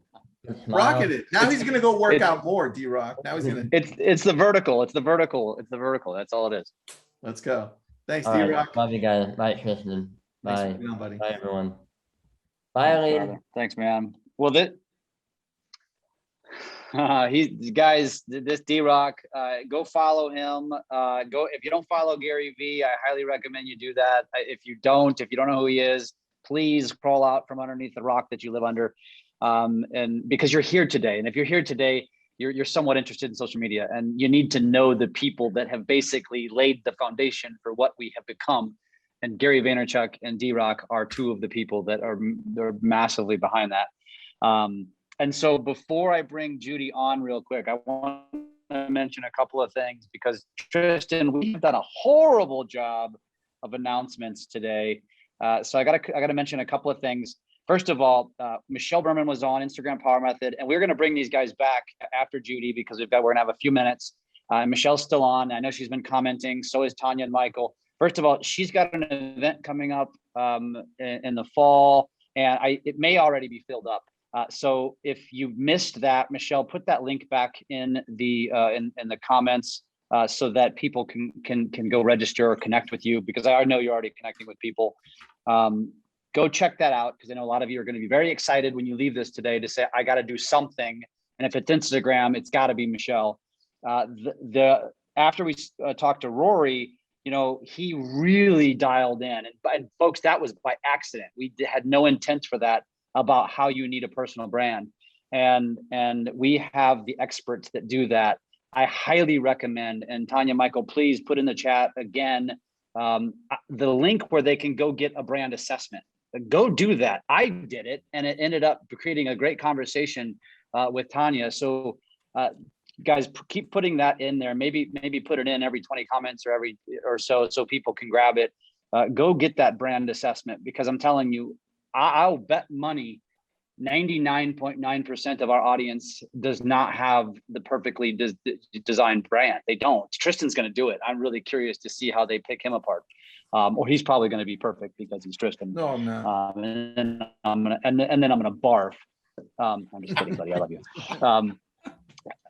And lastly, the last comment that I'm going to make, well, a couple of them. First of all, I mentioned all of, I've heard we've got a lot of people jumping over to the Drunk on Social Facebook group. Keep doing that. By the way, we have a podcast. Go subscribe to it. It's called The Symposium. It's on all of the podcast channels. Make sure you check that out. We're constantly just giving out updates and news and the latest, what's going on. So if you're a podcaster, go listen to it. Because we've got a lot of cool things coming. We're going to repurpose everything that happened today, but it's going to be a little while. But if you subscribe now, you're going to get all this stuff all over again. So go check that out. We're going to have some swag coming out very soon. So get into our Facebook group, because we're going to be sharing that.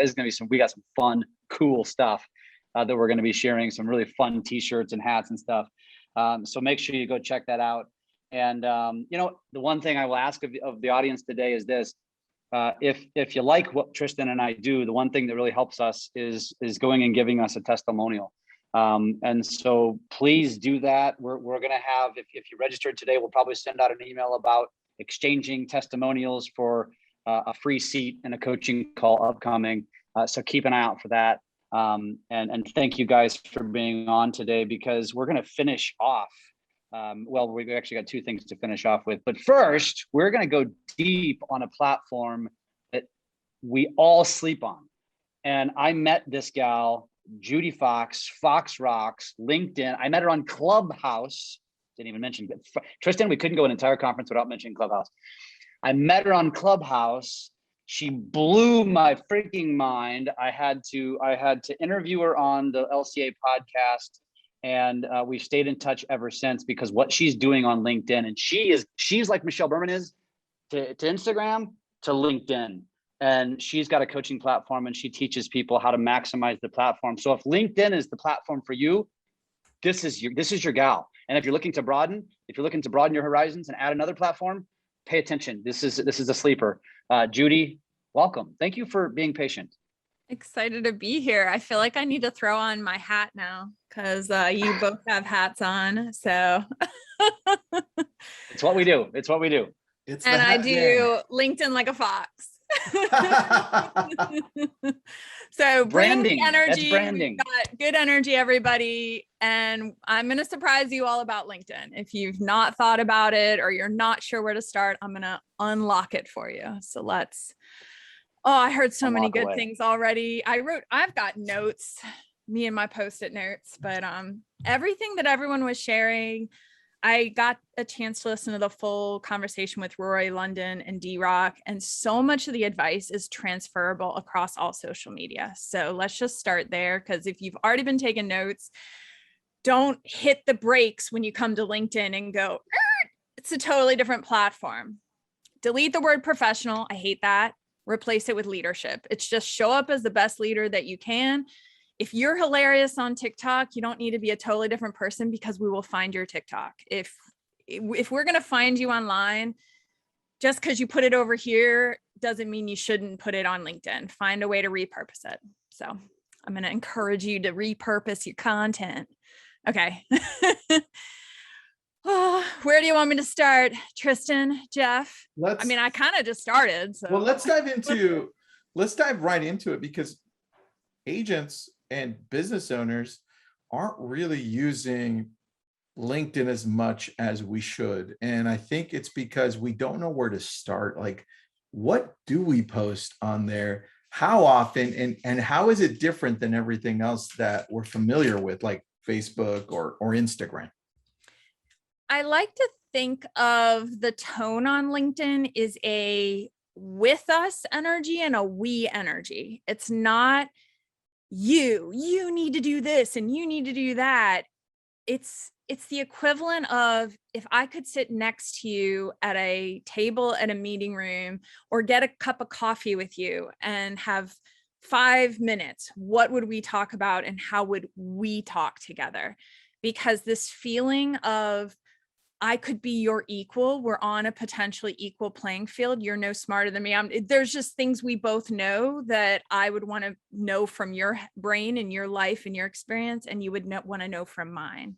We love the personal journey of your career. So that story that London shared of the Dunkin' Donuts, totally post that, because the way he said it, what his words came out on this presentation, his talk, he should post that exactly how he shared that story. I was inspired. I saw somebody get $100,000 on a Dunkin' Donut, one deal. And now I have a deal on Dunkin' Donuts. It's not 100,000 yet, but I'm headed there. I'm going to get my donut named after me. My Lund donut, or whatever he called it. Loaned it. Oh, so good, right? Yeah.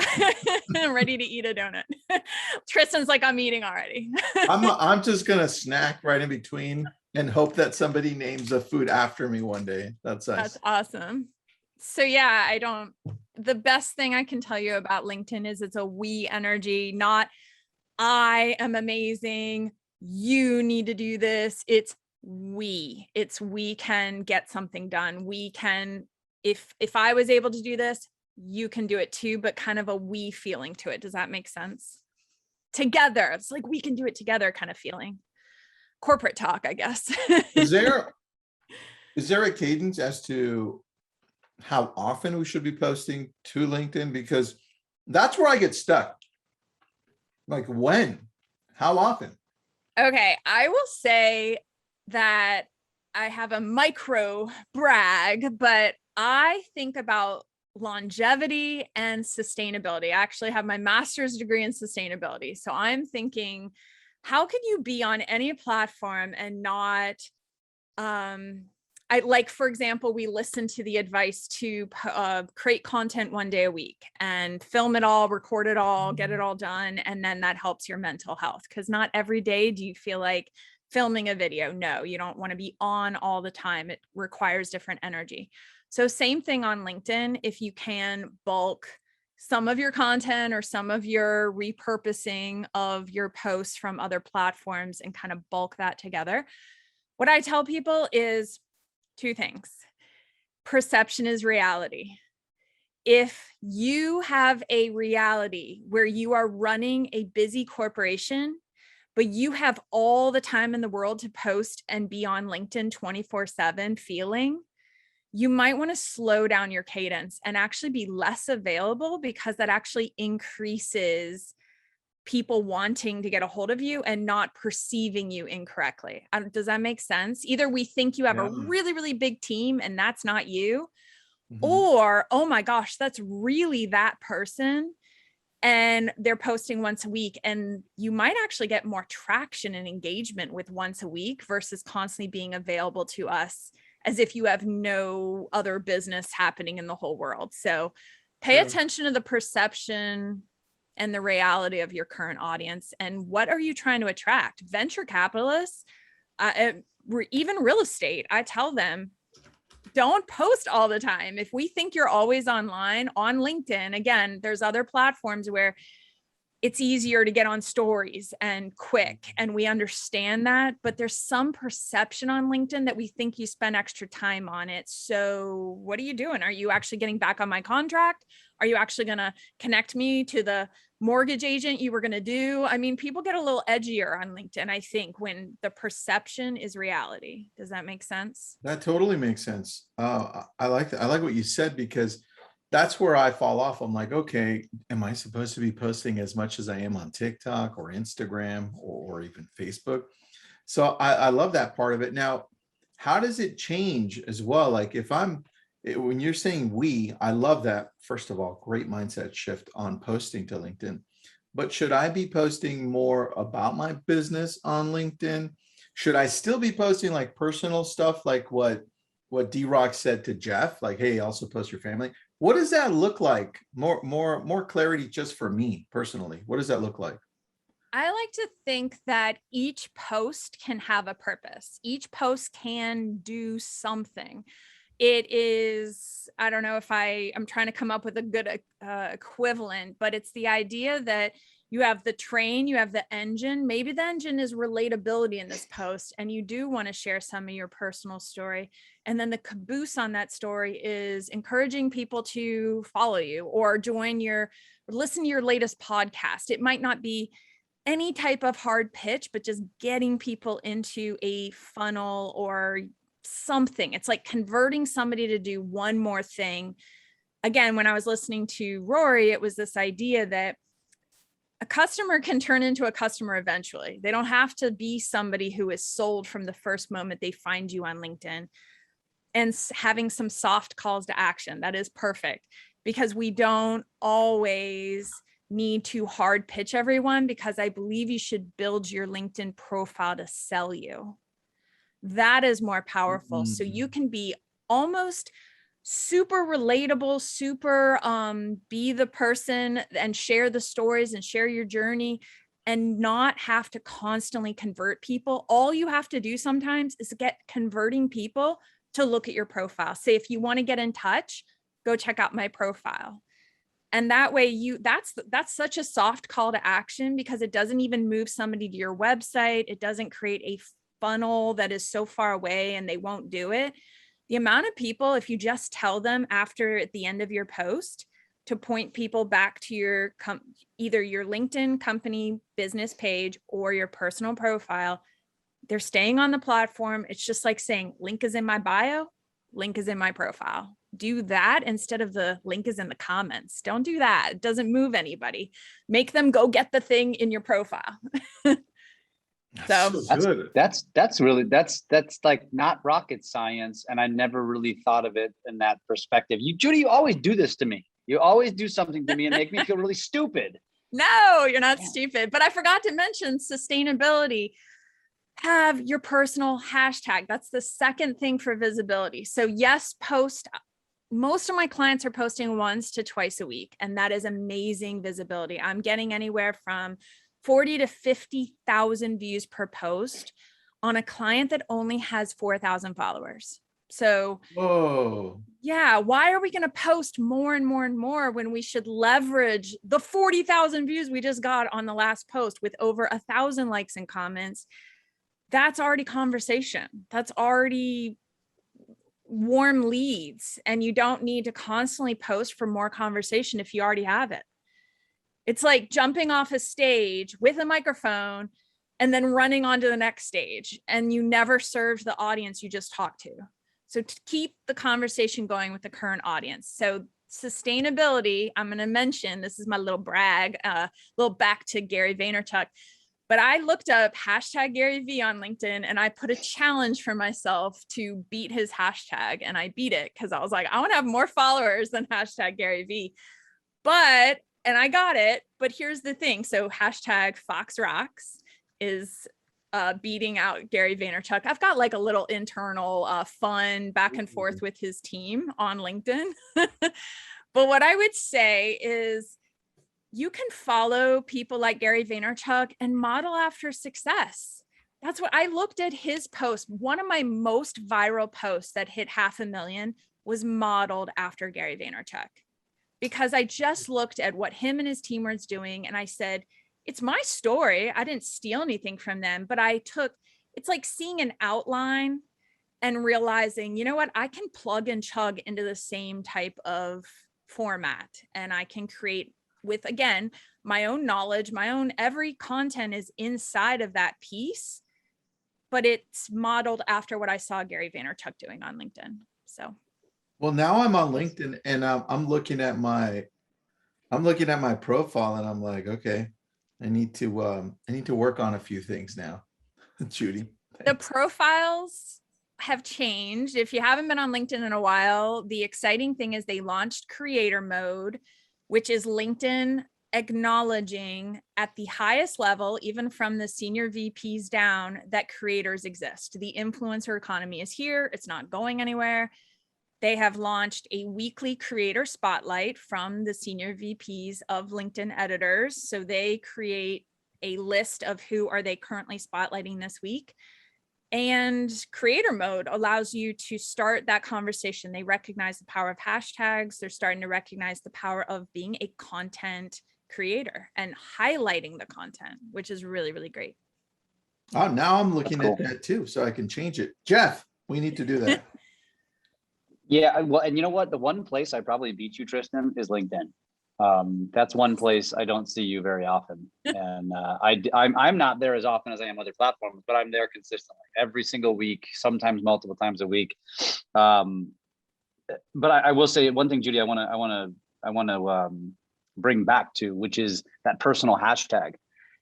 I want to make sure people understand that we have a loan officer who has a hashtag I do home loans, and at first, like, people didn't understand why he was doing it. This is a guy who gets it. He's got 1 million followers on Facebook for one of his hobbies.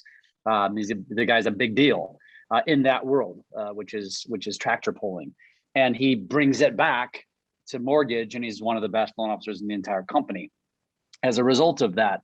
And he has a hashtag, and it makes him findable. Like that's it's cataloging essentially. And I don't know that everybody understands that. They didn't want to assume everybody did. But if you can find something like Judi, yours is Fox Rocks, right? Mm-hmm. And she's become famous on LinkedIn, legitimately famous on LinkedIn. And when people are using your hashtag, like, they're just giving you a boost. That's all there is to it. It's that simple. And so that's a really good idea. I've never done it. I mean, I will hashtag, like our region, like the name of our region. I'll sometimes do, Pfitzer media or junk on social, things like that, but not consistently. And that's so smart, because that's another sign of when you make it, and then people are essentially giving you free, kind of a free shout out in their post. And it's really good. I wanted to make sure that didn't get overlooked, just like the link in the bio thing as well. I don't want that to get overlooked as well. That's so profound. And I want to make sure people understand the point. If you say go to the comments, they're just staying there on the post. If you force them to go to your bio, now you just sent them down a potential rabbit hole of learning all about you. That's when you freaking win. That's gold. Yes. And I saw a question or a chat, and a couple of things you just said. Number one, it creates a catalog. So a news feed of your own content. When you type in the search bar, hashtag Fox Rocks, the power of a hashtag, the power of hashtag Gary V. The power is other people can post about Gary Vaynerchuk and leverage the visibility that Gary Vaynerchuk already has. Do we all know that? Would we want Gary Vaynerchuk to say yes to being on your podcast? If you would say yes to that, that is the power of visibility and a hashtag. So for me to have, I think I'm at 900 and something, 960 followers of my hashtag, which means if you, I'm not telling you to do this, but you can do it. If you post and you literally, it has to have me in it. I mean, I will be blunt. If you just try to spam Gary Vaynerchuk's hashtag, nobody gives a crap. But if you post something that you saw Gary Vaynerchuk on stage, you saw him, you were at a live stream and you took a picture of him and you post on your LinkedIn and you wrote what you learned and you hashtag and you tag Tristan and you tag Jeff and you tag the brands and you tag the sponsors and all those people like and comment, guess what? That's your visibility, their visibility, and you all grow and you all collectively get a bigger visibility. That's the power of it. It's like, if you're willing to kind of not make yourself the spotlight at that point, it's kind of what D-Rock just said. Again, I love what everyone has shared so far, because you have to give what you want to get. If you want that visibility, go out and give somebody else the spotlight for a minute and just ride along with that concept, because it's not always about you. Yeah, win-win. And somebody mentioned, hey, they only give you 5 hashtags.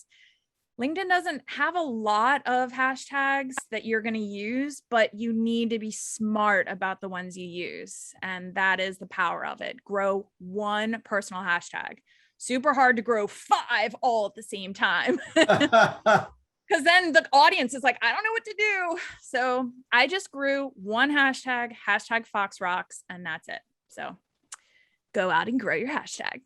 There's a good question right there. Well, and by the way, before somebody just asks a good question, I want to ask that. If you are still here today and you had a question and it didn't get answered, because obviously we've been just on lightning speed today, feel free to DM the speaker. You can try that. I can't promise all of them are quick to reply, or you can DM myself or Tristan, and we will make sure that we get back to all of you. If we don't know the answer, we'll go to the source and get the answer.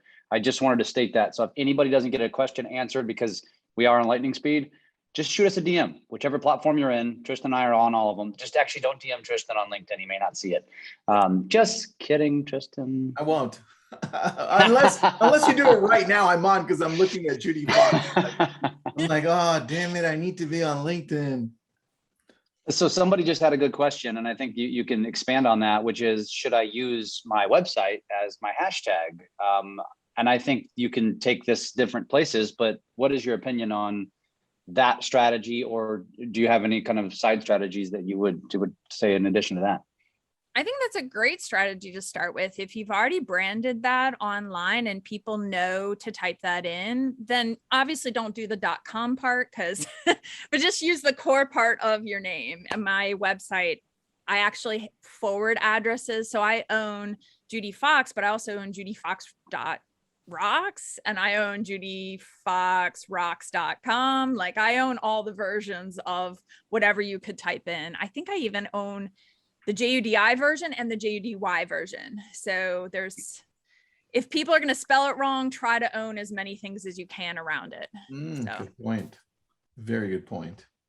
I like what you said there, and you're going to make me digress, because this applies to all social media, by the way, folks. Make yourself as easy to find as possible. If you use your name on any of the platforms as, the cute realtor in Kansas City, like, who the hell knows to look that up, right? I mean, what is your damn name? Like, you look at my name, which is in Juan right now, because In hasn't changed my name back since I got kicked off. But if you look up Jeff Pfitzer on all 5 of the platforms, that's who you're going to find, because I didn't try to get cute. Very simple. And if you have a common name, fine. Try to build your common name into something that makes you easy to find. What other advice would you say, though? So we mentioned website. What else comes to mind? Like, where did you come up with Fox Rocks? Other than the obvious, like Fox Rocks, like you're cool, right? You're badass. What's your advice on that?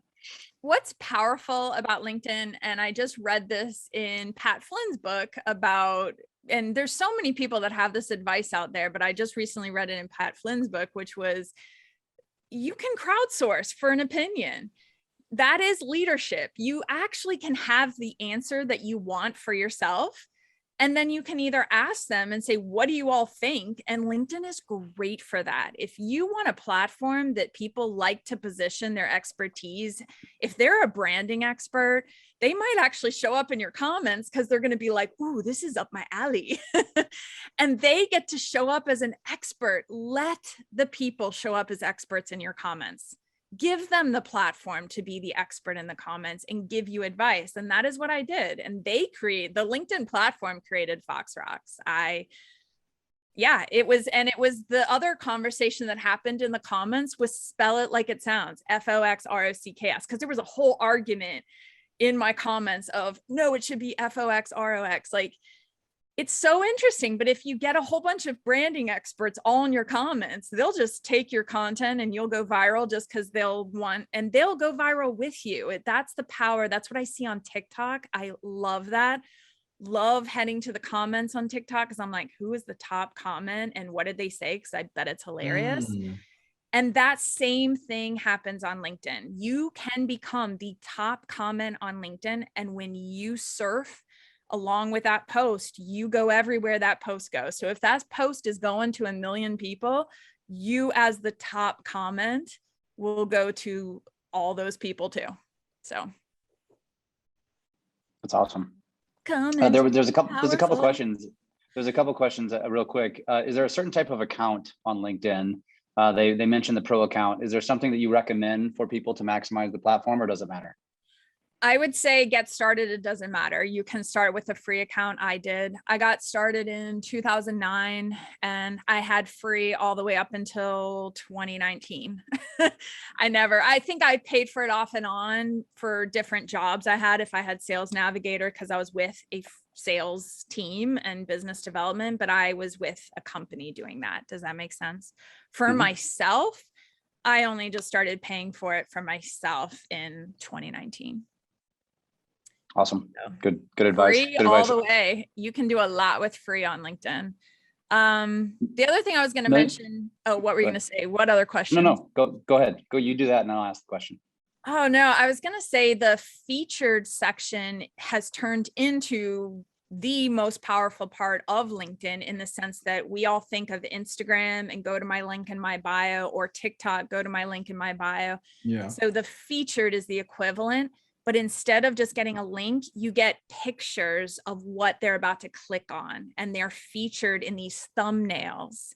So they've changed it. If you haven't been on LinkedIn in a while and you have not turned on the featured section, turn it on, put up your website, put up your Calendly or your link to get a hold of you, and put up your podcast, because people will convert from that featured section.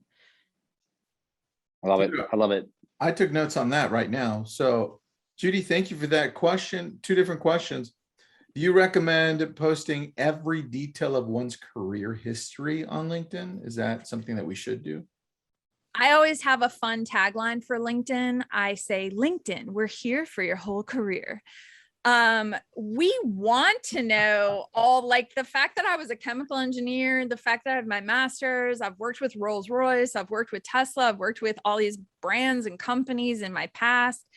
It all matters. Even though I was working as an engineer for Tesla, it's still, relationships and networking matter long-term on LinkedIn. So you should not worry about, oh, but my audience all met me when I was doing this, and now I'm a real estate agent and I've shifted my career.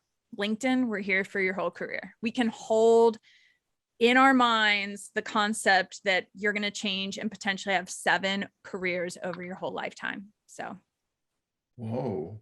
And you know what's so cool about the profile is that you can share it so easily. So once you've outlined everything on there, you could just send it out, or you can convert it to a PDF. So that, I always like that. See, I do know something about LinkedIn, Jeff. There you go. That's the extent of what I know. I have one final question for you. What is it? And the $1 million question. So we've talked about these, the other platforms, quite a few of them leading up to you. LinkedIn is definitely different. If you've got TikTok, you've got LinkedIn, right? They're two ends of the spectrum, different. That doesn't mean you can't post TikToks to LinkedIn, because I do it, but typically business specific stuff. When somebody asks, what should I be posting on LinkedIn? I don't feel like I'm going to share the same type of content that I'm sharing on Facebook or Instagram on LinkedIn. What is your suggestion? Like, what is going to get them engagement and get kind of their mojo going, get some momentum on LinkedIn? What is your advice to that person? My first advice is to go every single time, and this always blows their minds, but go out and comment on the stuff that you see on LinkedIn that you feel could be similar to what you might want to post. So sometimes I tell people to go down the path of finding the top voices that have posted that you might look up and see the whole list of all the top voices and be inspired by them.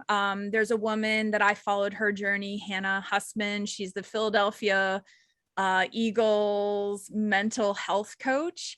And I love following her because she posts 1 day a week. She posts exactly what she posts on Instagram, and it's a Mental Sweat Monday 1-minute video. And she did that for a whole year. And in 1 year, she became a top voice on LinkedIn because of just that consistency. So it's almost like model after success. Find your pattern. It doesn't matter as much as, because I was listening, it's about trust. Going back to Rory's talk, I was hearing him say trust. We trust patterns. You don't have to be anyone else on LinkedIn, but if you create a pattern that we feel safe within, your audience will just explode on LinkedIn, because it's all about trust, micro and macro trust. And that she grew a hashtag, she grew her Mental Sweat Monday hashtag. We know exactly when we see her post and so, but for realtors, types of posts, before and afters, we potentially love seeing even a before and after of your story. It doesn't always have to be a physical before and after of a property, but we posted that we got this house up for listing and here's the after of the story. It's a journey. It's not always a full on before and after. Does that make sense? But you took me through a before this house got sold and now it got sold. Too many people just want to list the property and tell me, I'm trying to sell this. And the platform is more interested in your career and your journey and your experience. So if you have a story associated with it, you might open up this post, why this property was one of the toughest but best decisions I made this year. And say your journey to why it was a tough property to sell or something like that. But then you give us the after and you say, I sold it to this family, it's successful. And you must have many before and after journey stories in your back pocket from years ago. Any mistakes, lessons learned, we love that. And the final category that I love sharing, we want to celebrate your success. I have real estate agents come to me. They got listed in a feature somewhere, a top 100 listing of real estate agents in their local area or something. Celebrate it. We want to celebrate career success on LinkedIn. So, and the whole platform will rally around those kind of posts, and that helps lift up your other content. It's like move yourself through this pattern of relatable story, and then you could potentially put something that is a little more industry insights or industry lessons learned. So if I had a 3-post pattern, relatable or success, what did I say again? Before and after journey story kind of stories, and then the industry insights, anything breaking news in your industry and what you think about it. We don't care that it's just breaking news. We care what you think about it as the person sharing this post. There you go. That's your post for real estate or mortgage. You give me some ideas for Jeffy Jeff Sundays. I'll tune in. Jeffy Jeff Sundays. I mean, you want me to make an I love pizza gift too. I mean, I'm like your guinea pig for all kinds of things. So I will say one more thing, but I will say I go I have started as of January. I started, and I know I'm switching platforms to talk about Clubhouse for a second, but I did make a decision at the beginning of the year. Every single Wednesday, 4 p.m. Eastern, I'm on Clubhouse. It is consistent. It's the same room. It's always on LinkedIn.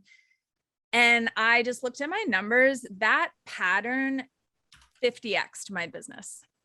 So I just want to tell you, don't sleep on, it's almost like don't sleep on any platform. We're all telling you the same thing. Once a week pattern and behavior can take your business to the next level. I think it's just any, I'll be blunt, I think it's almost any platform at this point. It's like that Gary V, it's like the 1,000 videos. How many times can you do something once a week and get that consistency? And maybe that takes a little longer on YouTube, maybe not, but you got to do it just to make it work. Tristan, Sundays. Tristan, we are going to do a live in Drunk on Social with Ed Stulock and Judi Fox, and we're going to debate Clubhouse. We're going to bring it back from the dead a bit, because the point is, and you and I have said this, Tristan, and even I feel like you and I have gotten beaten down. It's the platform dying, the platform dying, the platform dying. Well, it's dying for most because they couldn't figure out how to use it, or they let it be a time suck. But there are people, you're looking at her, she's got fox ears on right now. I'm about to get on Clubhouse after this. Clubhouse is working for her. It's anything is possible. I love what you said. That was a great way to end this. Judi, thank you so much for being on. I mean, this is it's really hard to find people that are crushing on a platform like LinkedIn. And Gary V says it too. I mean, and D-Rock's always saying it to me. He's like, dude, don't sleep on it, man. Don't sleep on it. And we're talking about LinkedIn here, not Clubhouse, by the way. But I will say, quote from Gary Vaynerchuk, he has still consistently said, even in 2020, 2021, LinkedIn is 10 years behind. So if you wish you were on Facebook 10 years ago, assume the same thing about LinkedIn. And so you're going to kick yourself in 10 years. So now you have a chance. You have a chance. Get on LinkedIn. Same for TikTok. Yes. And I think Instagram is probably 5 years ahead, but still it's still coming, right? Still has yet to really truly mature. There's a lot of opportunity, folks. And Tristan, this is a perfect segue to saying this is why you follow Drunk on Social, because we are going to always be bringing you people like Judi and the people that you listen to today. It's going to be killer, and we're going to have some awesome partners. We're just getting started, the Michelle Bermans and Tonya and Michael with BrandFace. Judi, thank you for being here. We're going to do a little bit of recap. So if you love Judi so much, Judi, where can they go listen to you on Clubhouse if they just want to follow you over there and stalk you? I know I'm headed over there right now. So I always have a room on Wednesday. So my handle is JUDIFOXROCKS, Judi Fox Rocks. It's the same handle everywhere. So good. I feel like I'm behind on everything now after this webinar. I'm like, where do I start? But Judi, you're amazing. Thank you for being on. Just pick one thing, put one note on one post note and start there. If that's one TikTok. Jeff Sundays. I'm in for that. Dude, I've got a whole list in my and notice how that my camera said we're not going to share Jeff's blurring secrets. It out. Ooh, Jeff's secrets. All right, thank you, everybody. Good stuff. Thanks, Judi. All right, T, let's wrap this thing up. Tonya, Michael, I'm going to bring you back in because I want to ask you guys a question. I want to know, each of you separately, what was your biggest takeaway today? Interesting. Well, I was actually just typing it into the chat right there for everybody. I like what Judi just said about, Tristan said, hey, I feel like I'm way behind. And she's like, just start with one thing and go with it. Tonya tells clients all the time, the best time to have planted a tree was 20 years ago. The next best time is today. So and then one of my favorite quotes is Genghis Khan was a doer. Right. So you got to you have got to get started today, one step, and then you got to do it consistently. Right on through there. So if I had to pick one thing, I would say start today. Yep. And short sentence. My takeaway in this is every single speaker today used the word story. And that means your brand is your story, guys. And it Mhm. doesn't, the platform is actually secondary to the message. Agreed. That really, Agreed. because you've really got to hone in that, define, develop, get that brand ready to display on all these different platforms, because otherwise you're out there just kind of shooting in the wind, right? You need to define Sure. that brand, know who it is you're trying to attract, know what sets you apart, know why you are so meaningful to them and how what you do changes their life. And then that's going to dictate what type of content you put on these channels. And that's my takeaway. And I thought these speakers were amazing.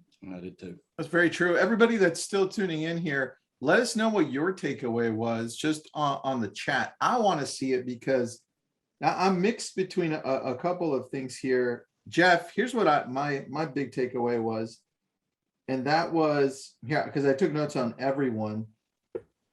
I think I still love London's just breaking it down and saying, hey, just choose, because it's simplifying it for business. Choose one day, break it into this little increment, whether it's an hour, 2 hours, 3 hours, the whole day, whatever. And then use that throughout the week, maybe even throughout the month. Because Jeff, you and I have an opportunity. This is just you and me, Jeff.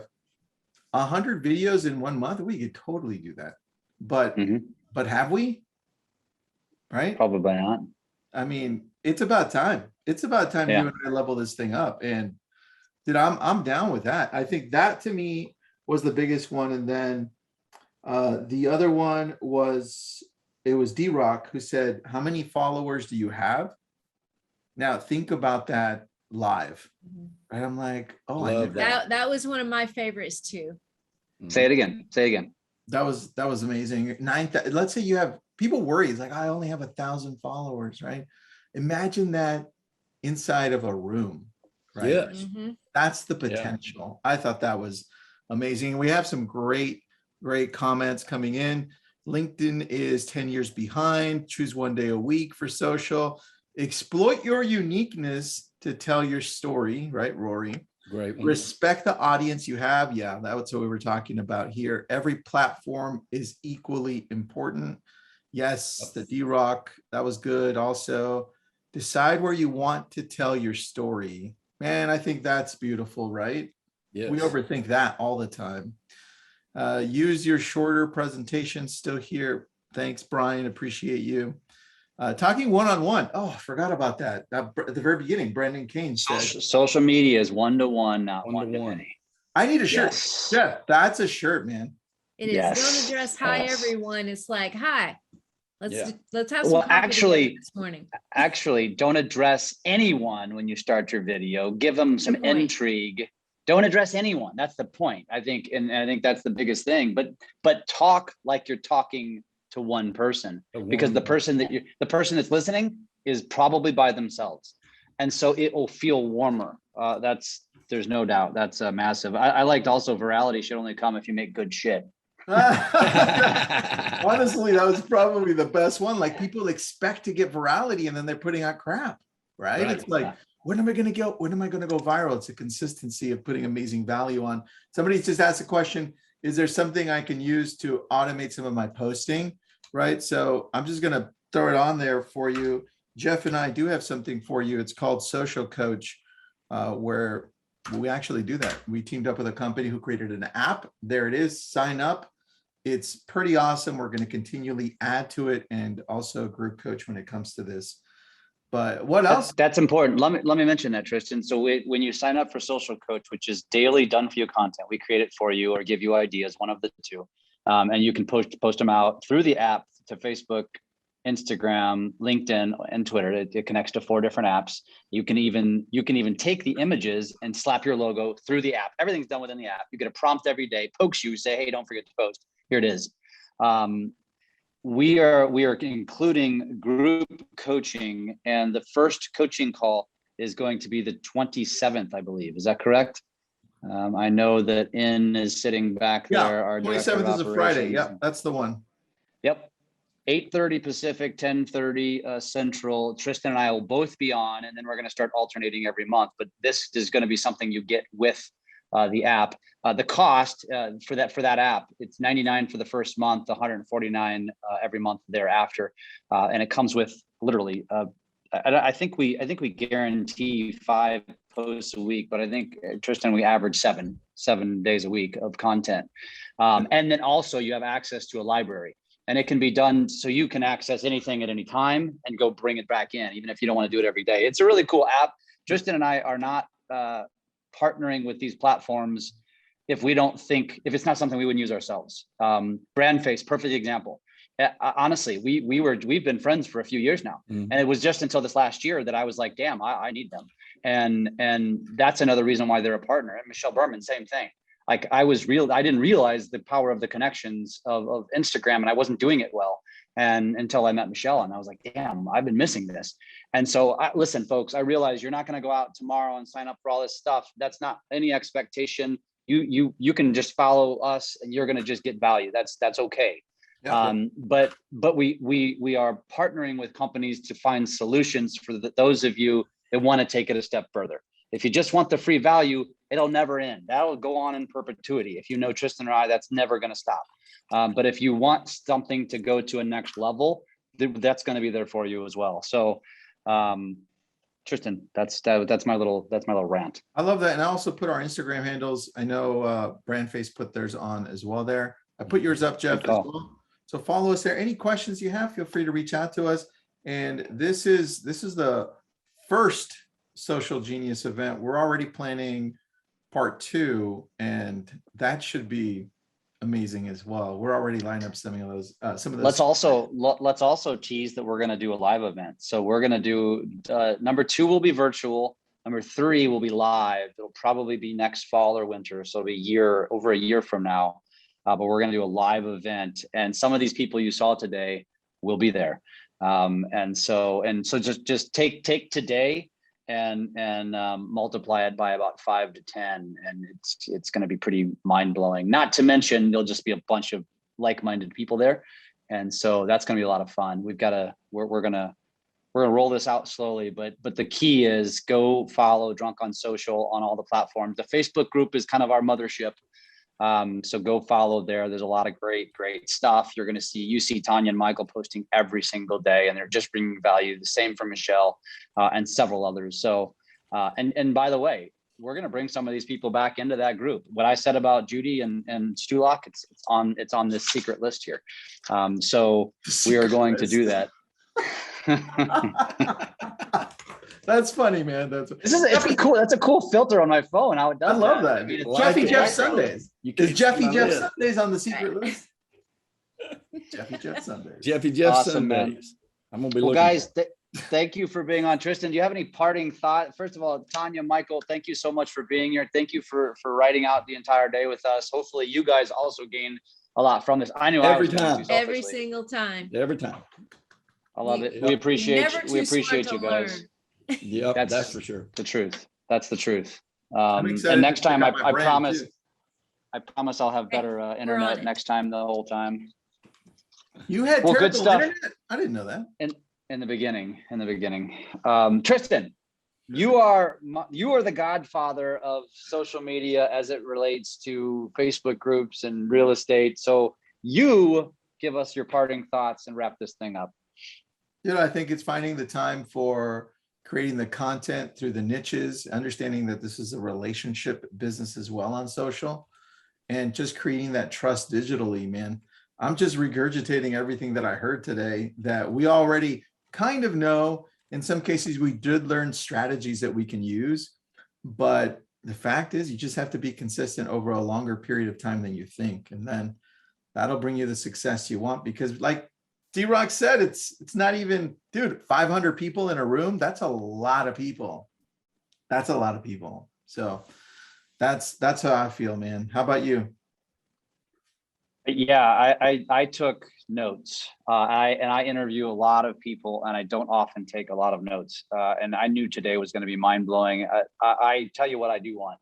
I want round 2. Like I want it worse than anybody, because I feel like it started with Brendan. It was like, damn, I need more. And then it went to Rory, and you're texting me on the background like, holy crap, this guy's amazing. London that guy could entertain us probably for hours. He could. We already know what we get out of D-Rock. And then of course, Judi just capped it off. And I think underrated. So I think I've got a lot of posts just in and of itself right here that I'm going to go create over the next few days. But honestly, I'm gonna say London's. I need to be better about batching, and he validated that, because I still spend most of my time. I do most of my own posting, and he validated that. You know what? That's what it takes to be great.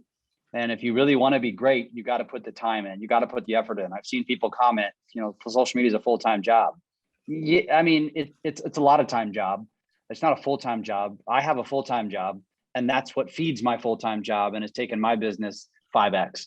And we're talking really big numbers. And so it's real. Like, this is not fake. I'm not a salesman. I'm living, breathing proof. And Tristan's I know he can say the same thing. So hopefully a lot of you will take stuff that you learn from us, and you'll have success stories, and we want to hear about them, share them with us. And hopefully we'll see a lot of DMs. I want to see a lot of DMs. I want to be talking to you guys. Hopefully we see most of you over in Drunk on Social on Facebook. And with that, Tristan, we'll wrap it up, and we'll see you guys on the podcast. Make sure you go subscribe. It's called The Symposium by Drunk on Social. It's in all the podcast apps. You get us every single week. Thank you guys for being on. Thank you, Michael and Tonya, again. Thank you to our audience that's still here. And we'll see you guys probably tomorrow on some other platform. So that'd be awesome. See you later.